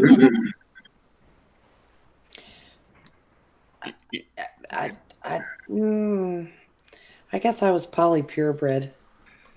I never got beat. I got spanked a couple times. I mean, not even spank wouldn't even be the word for it. Okay. This is Oklahoma. An ass beating, a whooping, spanking. They're all interchangeable. Exactly. Yeah, I mean, I got smacked with a hairbrush one time, and my mother was like, "Why is it that you remember that?" And I said, "Because I bought and paid for it. I remember it because you told me don't do X. I did X, and you smacked me with a hairbrush. Isn't that the point of your having done that? You know, that I would file it away under, she means it. Do not repeat. Got it. Yeah. I mean, it was, my daddy spanked me one time because I was making too much noise. And I remember because the minute he started spanking me, I started screaming bloody murder. And I thought, this is kind of not working out the way you intended it, is it? You want quiet, smacking me is not the way to get it. Like the one I thought was the best of like, because I had a stepmom as well, and since she was a stepmom, she didn't try to get physical or anything like that. Dad, he would bust my ass. Mom, she would bust my ass too, but she'd also try and play those psyops. Mm-hmm. My stepmother, just straight solitary confinement. She was like, you go stand in the corner, put your nose in the corner, and think about what you did. And I told her, well after I grew up, I was like, you do realize that all you really did was make me a better criminal, right? Just had a lot of time sitting in the hole thinking about how to not get caught. Yep. Yeah. Basically. I became a flexible thinker thanks to the threat of being beaten. There's some truth to that, though. Well, the best one was like when I was a little kid. How my dad, like I said, big dude, like 6'4", 250-ish. He would do that one finger flick at the back of your head. Mm-hmm. That would get your attention. Like that's when you knew like you were one step. You're one step away from outside where there are no witnesses. You have been noticed. That was the shot across the bow. With my stepson, I never actually had to threaten violence because he would immediately call you out on it. And so that's when you beat their ass, Johnny. Well, no, he walked up he walked up to his mom and he called her a bitch and then said we were both jerks. Oh, shit. And so he ran off to his room and I go, and I'm like, we're far enough in our relationship. I look at her and I'm like, you want me to try this one? And she just goes right on ahead. And I walked in there and just went full Arlie Ermy. Like Arlie Ernie. right in his face. And I'm like, and you get the fuck back out there and you apologize. And tail was between legs and he went right out there. For an ex-military drill instructor, he's the exact opposite in person. Well, was anyway. Yes, he was. He was actually he was a gunny. Right. It was he was working as a consultant on the film, and the actor that had been hired sucked. I just wasn't doing his job, and Kubrick said, well, then you give it a shot. And of course none of the actors had met him because he was a consultant, and he proceeded to scare the everlasting fuck out of all of them. I mean, they were just like, God, Jesus Christ. So I mean, it worked pretty well because the flinch response was natural. Didn't he also do like a screen test or something where like they were throwing tennis balls at him while he was yelling obscenities and he never? I believe it. Anything said about Arlie Ermy, I'd believe. I just know that he. My single favorite thing he did was Angry Beavers. Wait, he was on Angry Beavers? Yes, he was. I gotta go back. Did you ever see the one where so you want to be a Lipizzaner, huh, son? I probably did, but I just don't recall it now because it's been so long. Yep. It was the Lipizzaner Spanish writing school. I've always dreamed of being a Lipizzaner. Yeah, and the voice was Arlie Ermy.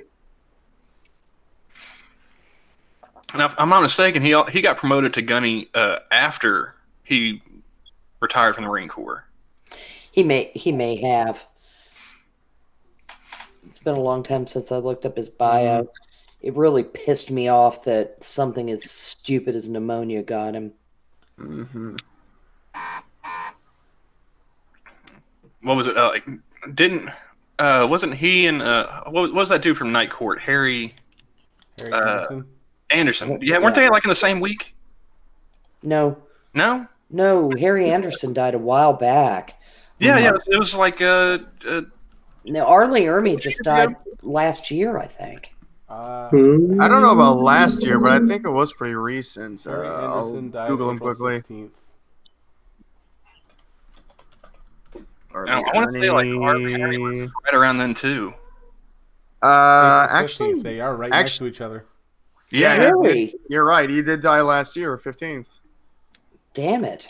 Well, I remember when Harry Anderson died. I think Jack Cochran he posted something like, why is everyone from my childhood dying? I just sent him a GIF of Saving Private Ryan, like that scene where he goes from being Matt Damon to the old man at the graveyard.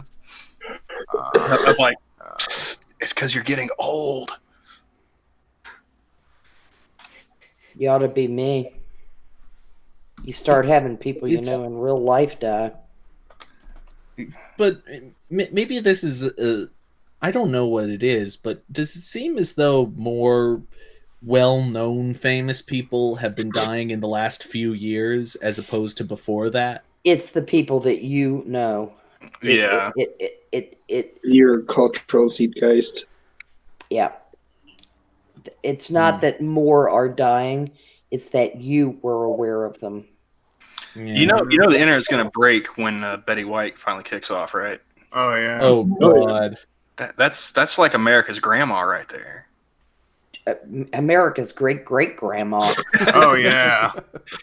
She's in her 90s, honey. I mean, I know, but I mean, Doris Day just kicked it, and people were like, "Fuck, she was still alive." You know, it's like, yeah. But Shirley Temple's still kicking. What I think is funny is she is. I think so. No. No, Shirley Temple Black passed away. Yeah. February 10th, 2014. Yeah. Huh. Wow. Okay, I don't know who I was thinking of. No, that's one of my favorite things is working the checkout at my store because they have like that the tabloid rack, and so they've had one about Doris Day here because she finally passed. I think who was the one they had before that? I'm trying to remember now. There was somebody else, but like right next to that, I think it's like a copy of the Inquirer or something, and it's talking about like the Obama's divorce crisis. And I can't tell you how many people I've seen walk up to my register and they'll be scanning the magazine rack and they'll see that it's like, huh, I didn't know they were having divorce problems. Or good, leave him. A lot of Mumsnet subscribers coming through my shop. Oh God! Where's Drunk Old soundboard? But no, like every time I catch one of them, just kind of like believing it, I just kind of look at them like, well, if you do believe that, I have a bridge to sell you. Yeah, and it's in Lake Havasu. Would you be interested in purchasing some swampland while we're at it? I ran into somebody not that long ago that did not know where London Bridge was. It was bought and moved to Lake Havasu when I was young. I'm not young. It's just it's like the Abe Vigoda joke. The guy that played Fish on Barney Miller back in the 80s, I think, 70s and 80s. For ages, people were like, oh, R.I.P. Abe Vigoda. They all thought he died, which was why he left the show. No, he died in 2016. Oh, I was gonna say, I was like, I swear I've seen him in movies recently, but I guess that was There was even a website called abevigodastatus.com, and it said Abe Vigoda is currently, and then either alive, and then when he died, they updated it to dead. Yeah, it was absolutely, it became a meme before most people were aware of memeology. Mm-hmm. I mean, back in just rumor mill days of, hey, did you know that Abe Vigoda died? Oh, quick, check People magazine. It was early internet days. If you want to know, also, he played Tessio in Godfather. Well, yes, but he was actually best known to a larger audience from Barney Miller. No, he was best known as the old guy that Conan O'Brien brought on when he didn't have a real guest. Yeah, well, there's that. God, I haven't seen The Godfather since I saw it the first time. Or the grandfather from Look Who's Talking. Yeah. Prospero, I hate to break this to you, but a lot more people probably know him now from The Godfather than from Barney Miller. Barney Miller, though, is back on MeTV or one of... Oh, it is? One of the... In that case, Cree's been watching it. I'll walk in and I'll be like, what the fuck? Oh my God, it's Barney Miller. I'll have to record that because... Steve Landisberg, and just some of the shtick from that show was... Let's see. I'm gonna go ahead and I'm gonna join Robin in the camp of I've never actually watched the Godfather movies. I saw the first one. It's overrated. Yeah, yes, it is. Yes, it is. Thank you. I finally have somebody who agrees on that one. It's okay. Brando. No, I have seen Mafia more times than I can count, though. The thing about The Godfather is that it's iconic, but iconic doesn't necessarily mean that it's that great in this case, because every single scene is sort of a memorable occurrence. You can walk into any part of The Godfather and go, oh, it's that scene. It's that scene. Well, the two best actors from The Godfather are often overlooked, too. Because I'm sorry, but Robert Duvall could outact Marlon Brando if Robert Duvall had predeceased Marlon Brando. And James Caan. Those are incidentally Jimmy Caan was much better. Pacino, God, let me eat up the scenery, and it's like, oh, gee, God, put it in check, Al. He's gotten better the older he's gotten. Brando never changed. Thank you for reminding me of a sound clip that I wanted to get, Prospero. The way you're describing Godfather kind of is about the same way I would describe Caddyshack. No, it's Grand Guignol. It's mobster Grand Guignol. I know, it's like Caddyshack is kind of a screwball comedy. It's not even, I don't even think it's that funny. It's just, oh, it's got Bill Murray. It's got Chevy Chase. Star-studded extravaganza. Yeah, it's like, when you look at it, it's pretty mediocre comedy at best. Yeah. Hey, everybody, we're all going to get laid. Yes. Well, that's not to say it's not quotable. Rodney Dangerfield, though, once again, best thing in Caddyshack. Ted Knight. Ted Knight, yeah. Ted Knight. Shit, I was thinking the same thing. A You guy know, done you say- too soon. A man done too soon. An incredibly funny actor. Very, very good at playing a pompous fuck and making them funny. He's been. Oh yes. Abe Vigoda has been reported dead 8 times. Mm-hmm. Wow. How many times has Jeff Goldblum been reported dead? Oh, Jesus Christ. Did they put him in Thor Ragnarok just to prove he wasn't? Probably, yeah. Because That's like every few possible. years, there's that Jeff Goldblum death rumor. Yeah, it's like Boogie on the internet. R.I.P. Boogie. You know, it's like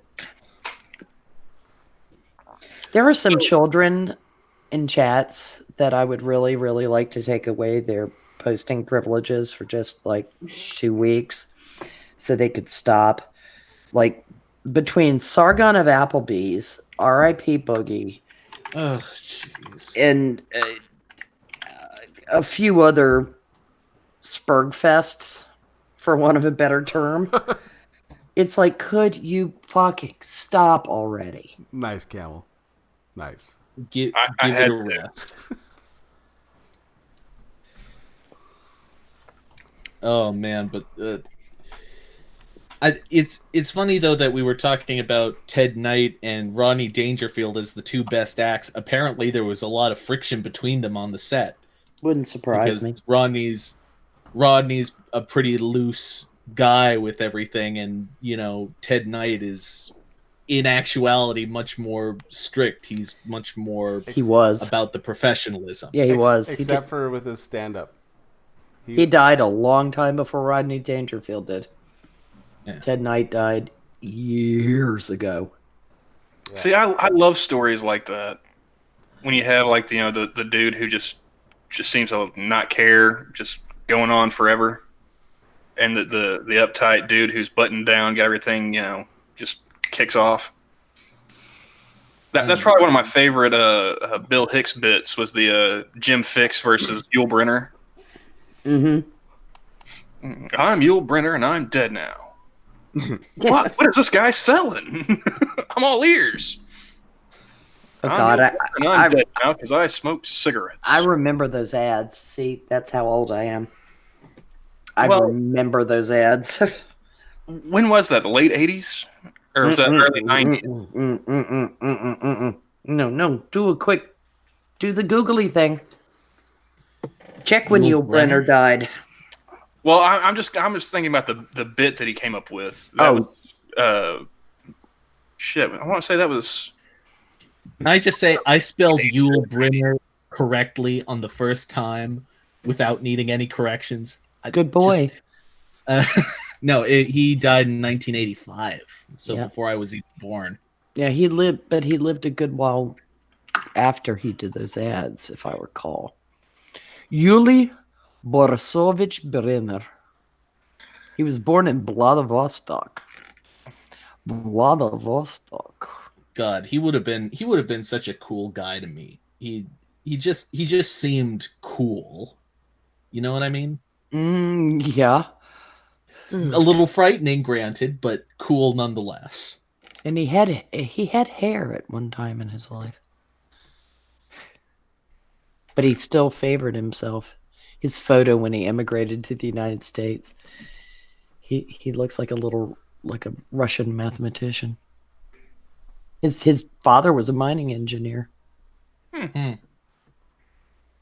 No, but yeah, I love those kind of stories where you have that the one dude who just party animal, just burning the candle at both ends, outlast the health nut. It gives me hope. That's all I'm saying. His mother was Roma. Ah. Yeah, his father. His father actually. It's actually that's how he styled himself: a Mongol father and a Roma mother. But his father was Swiss German and Russian, and his mother was Russian intelligentsia.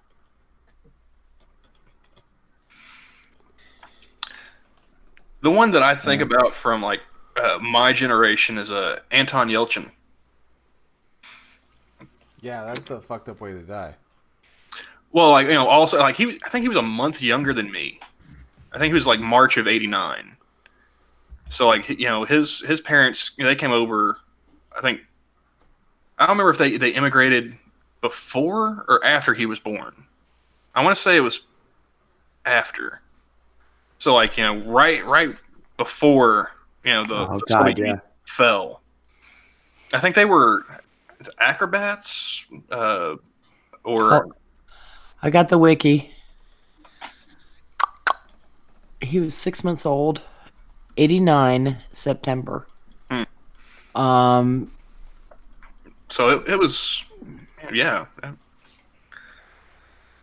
But his mother was a figure skating choreographer, and his father was a skating coach. They were skaters. Sasha Cohen's first trainer.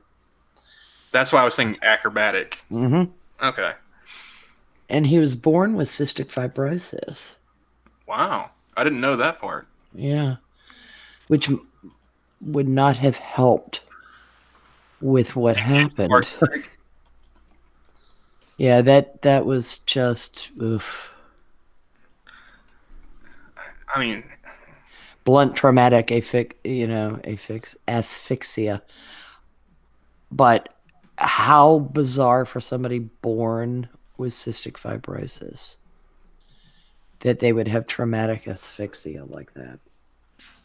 That was a horrible, shitty way to go. Oh, yeah. Yeah, dying checking the mail. I can't imagine doing something that mundane when I pass.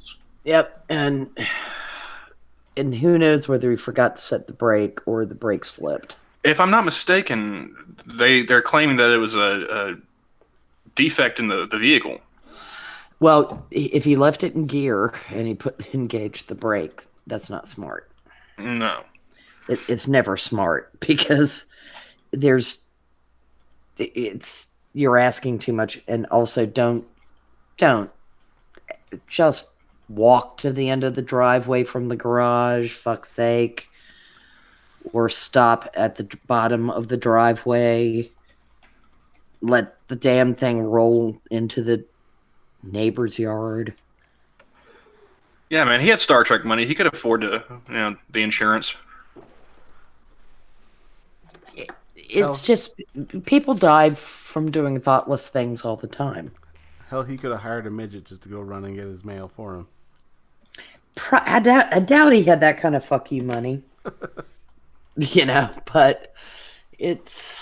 Warwick, go get the mail. Yeah. It's... My name's Steve, sir. Yeah, I don't care. You're Warwick. You're Willow. You're Willow now. Shut up and take it. You shut your face, Dinklage. Yeah, I was going to say. Collect my mail. Now, Dinklage may have fuck you money by now. He's been in so much. If he's smart, he has fuck you money. Oh, yeah, yeah. The smart ones don't get all happy with their contracts. They slap it in the funds and stay living in an apartment, or they never live in Hollywood or New York. They live somewhere else and get the studio to pay for their commuting fees. All I'm saying is God help me if I ever have a windfall, because it's not going to turn out well. Yeah, most people piss it away. They can't help themselves. You can ask Johnny. I've said it numerous times. Hookers and cocaine, all the way to the end. And well, the other thing is the people, they get importuned by friends and family. And they think, well, I can gift these people this much, and I can gift them that much. I mean, I've known people who's a guy who lived up the street from us. His father was a bigwig in publishing in New York. He was a well-known fixture of Random House Publishing. Quite well-to-do. I mean, his end-of-life care had whittled the estate down, but he'd written his will with all these bequests to people. And by the time the bequests were fulfilled, there was nothing left for the heir. Zip, zilch, nada. So even if you get rich and take care of the money, be careful what you do with your will. Because if you over bequest, people, they have to honor that if it's in the will. If it's not like an addendum, if there's enough money, I'd like these gifts to be given. That's what my mom had me do. Basically say, look, if there's cash left, I'd like these people Well, it's not like to we be can gifted. all be Leona Helmsley. Right. But this guy had serious cash. Big estate in New Jersey, that kind of thing. And, his son ended up basically having to sell it to fulfill the will. Yeah, I remember it was just after my grandfather passed, actually. We all met at his old property, and I looked at my mom and I go, "Sell your shit before you die." And I go, and she goes, "What do you mean?" I'm like, "Just take everything.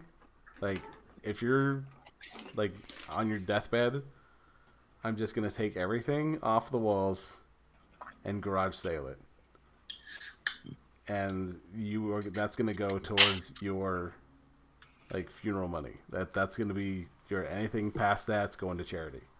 And she goes, "Well, what do you say?" I'm like, "Are you looking at the same thing I'm looking at right now? Like, the entire family is sitting here like a pack of vultures."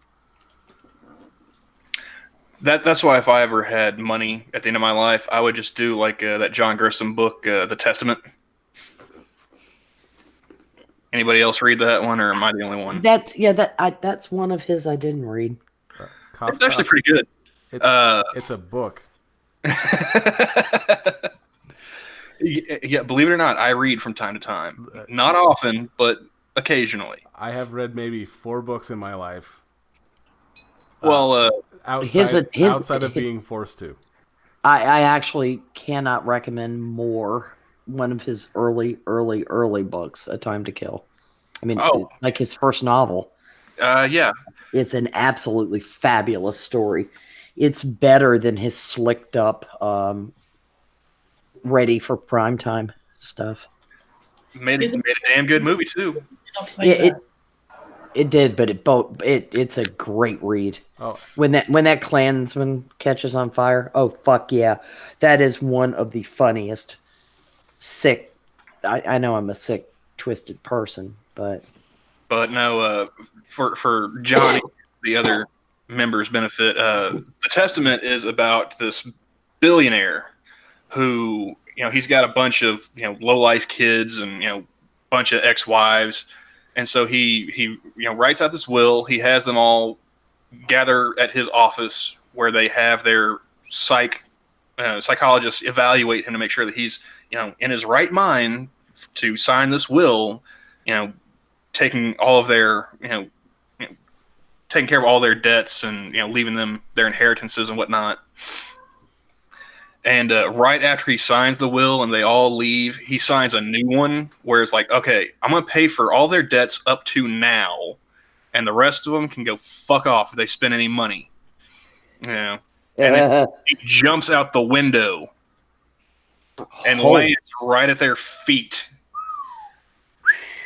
That's rough. Right after they had their shrink say, yeah, he's good. He's in his right mind. Your will, your inheritance is secure. He swan dives out of his office window. New will with a single heir that none of them have ever even knew about. So dying well was the best revenge.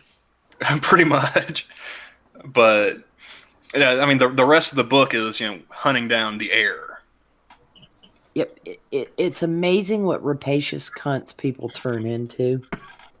If somebody dies in their family with money, some of the worst of human behavior can take place at the death of a family member. Well, and it doesn't even have to be money. It just has to be something. Yeah, stuff.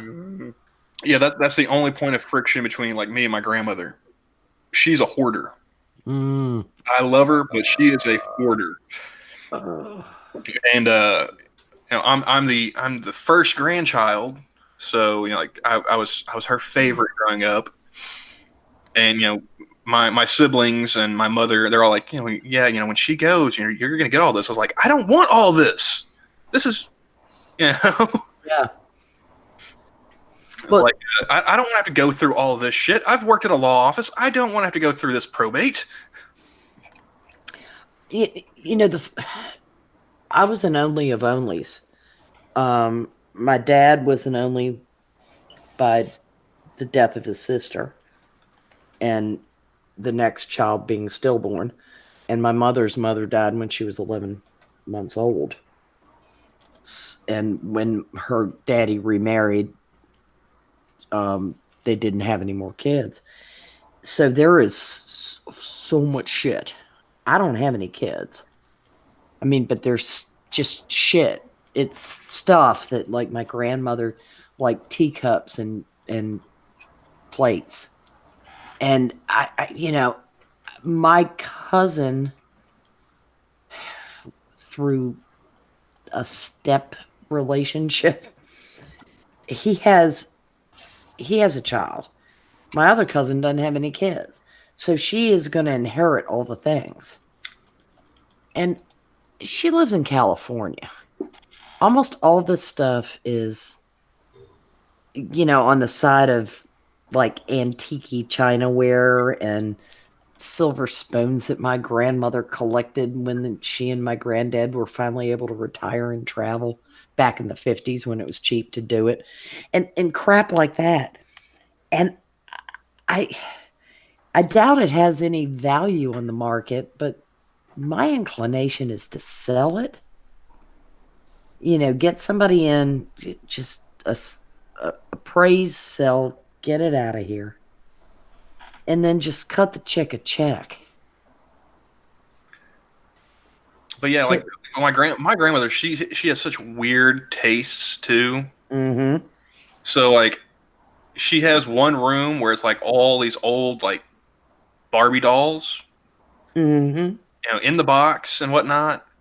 And then like in the next room, she's got like Kiss memorabilia and X-Games.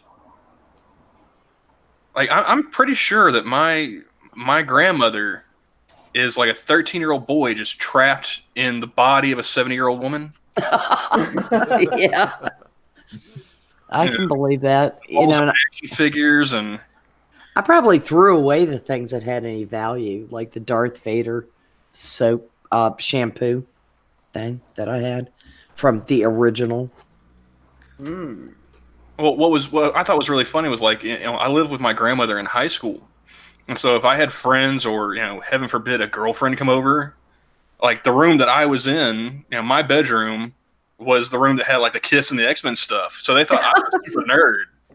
Oh, this is my grandma's stuff. Oh yeah, and the look on their face was priceless. They're like, "What?" Now trust me, go ask her. Well, no. At first, they think they misheard me. It's like, "Oh, so your grandpa? He's a big Kiss." No. Grandma, ma, with the M. Yeah, it's like, so these Wolverine action figures. Yep, that's Nana. Don't look at me. I'm not going to worry about my Nana's spoons anymore. They were kind of like normal. It's just... Yeah, there's like a Hot Wheels collection out in the shed. I'm like,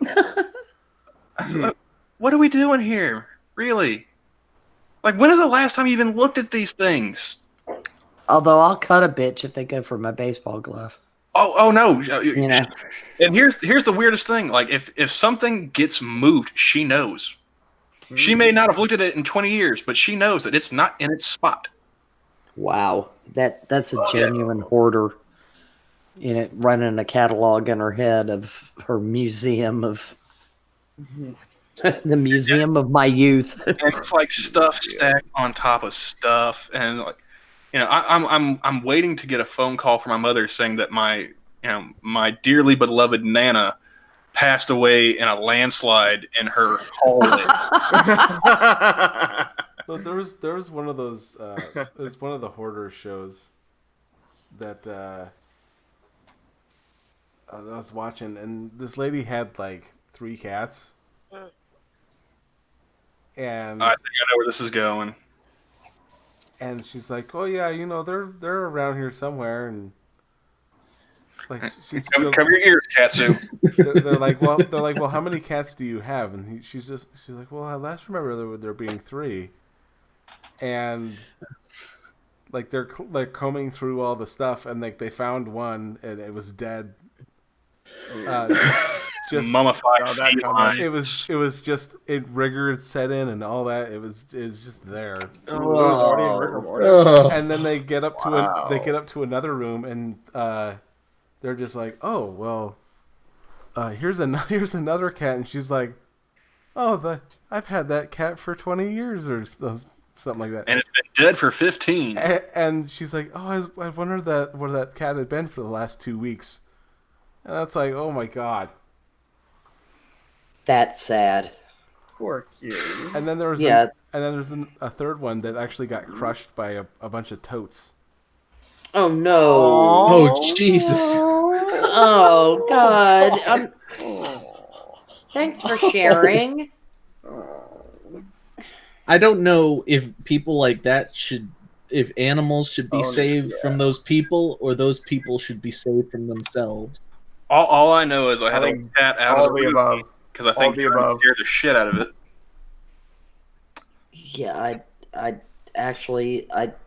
kill the people and save the animals. At that point, it's like yuck.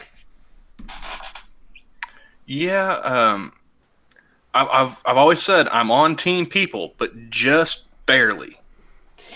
Yeah, I'm on team people too, because these people who are like, fuck my baby, I'd save my cat in a fire. Well, no, I'm like, I'm gonna save the cat and the baby and leave you in the burning building. Did you, Prosper? Did you see the video of that dude running into his burning house to save his dog? The firefighters all just standing around watching. No, but I believe it. I think Sinatra played it on one of the Ghost Poos a couple weeks back, if memory serves. I listen to a lot of Ghost Poos. I don't always watch them.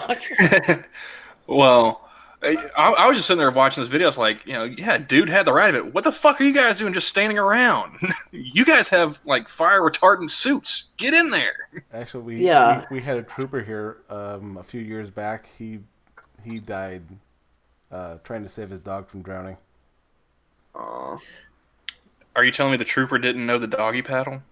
Oh, I'm sorry.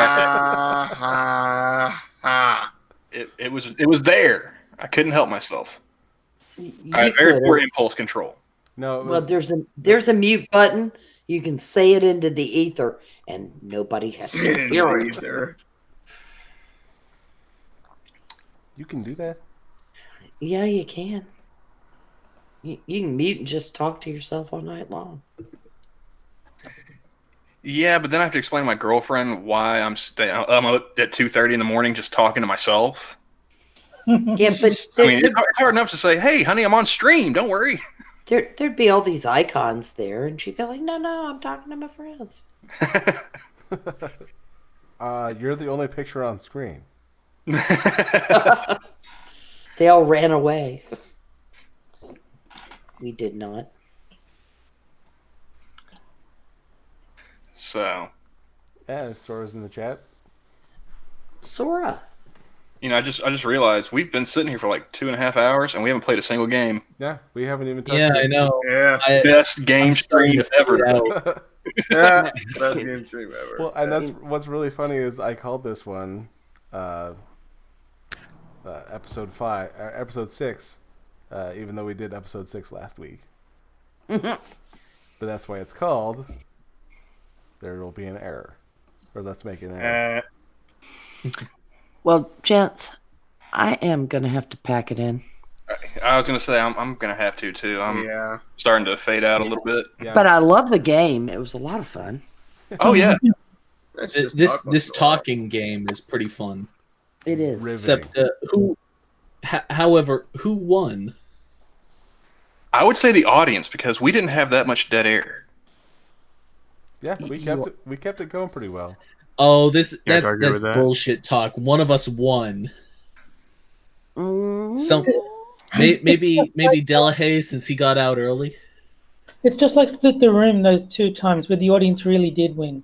Well, I don't know about you guys, but I think Prospero has the right of it. Hate Camel is a god. Oh, fuck's sake. I claim victory. I have no idea when I said that, but I can only imagine what you were saying. Actually, I wasn't even on stream. It was one of Dax's. Oh, yeah, it might have been the Eagles balls. I may have been referencing. No. He sent me on a quest on the internet to find Madonna onesies. Yes. Thank you. And he was so tickled that I found them. So that was one of Dax's streams. Yeah. One of his between the streams. Yeah, like one of his 2 streams that he's done. So shouldn't be that hard to find. Just don't ask me for a timestamp. I don't remember. It's just been forever since he did that. Yeah, He has been pretty busy, so. God damn. I mean, I swear to God, one of the longest days into nights into mornings I ever had was, I think, Minions to Monkey to Dax to Bear. Sounds like a good night. Yeah, no. When you get to Bear, that's when you know you gotta pack it in soon. No, I mean, I was on them. And Yeah, it was I know. like, but it was like, just somebody go get me a breakfast biscuit. Oh, God.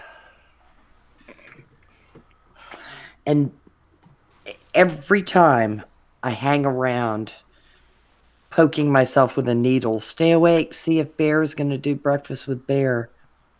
He never does. And then when I'm like, okay, fine, fuck it, go to bed, he does one. See, I feel bad now with my work schedule because when Bear starts streaming Breakfast with Bear, that's when I was like, all right, dude, you need to go to sleep. Mm-hmm. You've got work in like 9 hours, and you've been up for 22? Yeah. I think that like my brain for sleeping it doesn't really function on normal time. However, when I see that Breakfast with Bear is streaming, that's when my brain cues in. Okay, it's probably like 5 a.m. You gotta sleep. Yes. Yeah, and I'm trying to make myself go to bed a little bit earlier. I've been, I love Monkey in the morning, but I've got to break myself of the habit.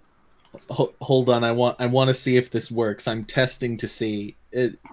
For people who are not familiar, I try and do a thank you to see if that sets off Prospero.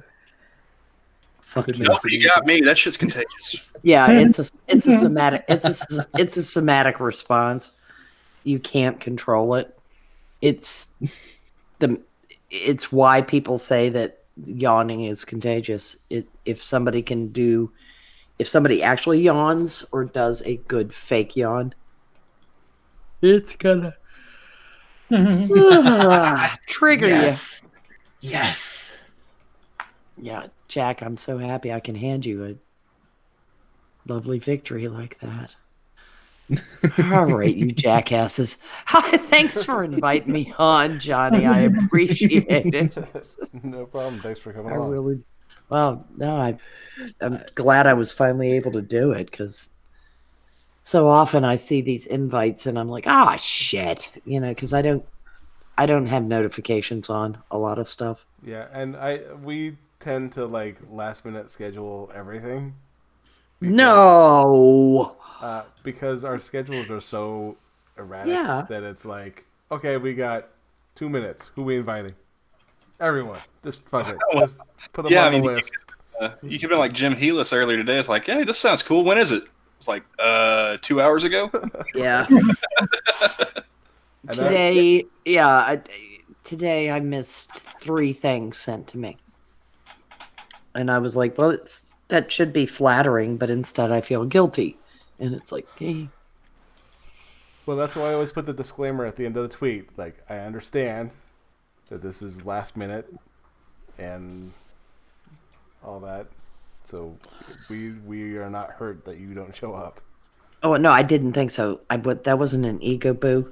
I was trying to, like, check my own ego. Oh. It was like, durr. I should be flattered, and instead I feel guilty, which is very strange. You should be really flattered because he also invites James Woods, so you're in very good company.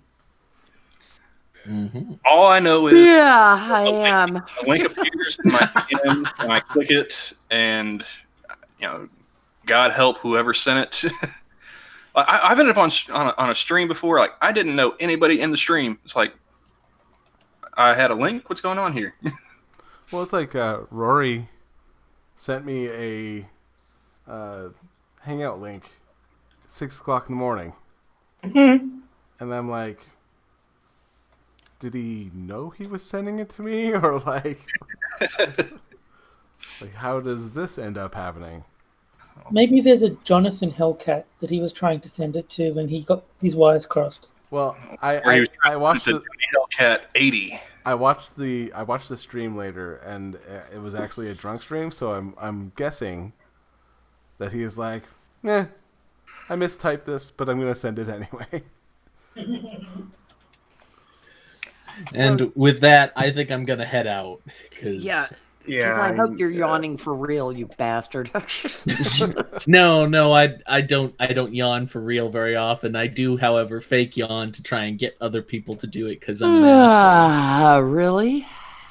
Is that real? I can't. That sounded fake. And this is the beginning of the stream that never ends. Well, hold on. You wanna? Should we play Sherry Lewis as we're going? Let me pull out a fake one. Should we play some The Sherry Never Ending Lewis Stream Part 2? Okay. I'm gonna head out. Good night, everyone. Night, Later, Jack. Night. Good night. And night, Camel, Johnny. Little Giant, it's nice to meet you. Nice to meet you too. Terry, I'll see you about. Bye, guys. Later. All right, yeah. I think I'm just gonna cut the stream. Probably a good idea. It's like It's 1:30 here. 2:30 here in this. 2:30 here in the south, in the central. Yes, it is. It's 2:36 a.m. in the correct time zone. No, it's not. It's 5:30 in the afternoon. Well, then you should be. It should be about supper time for you then, right, Terry? I actually ate during the stream. That's why I muted myself. Ah, smart man. Well, I've got a couple of Danishes that I'm gonna snack on, and then I'm gonna go to bed. All right, I'll see if I can share that thing with you in the Hangouts. Okay. All right. Well, you guys have a good night. Thanks for Yep. coming on. Good night. And whatever. It's the end. Shit. See you, Johnny. See you, Camel. Later. Bye.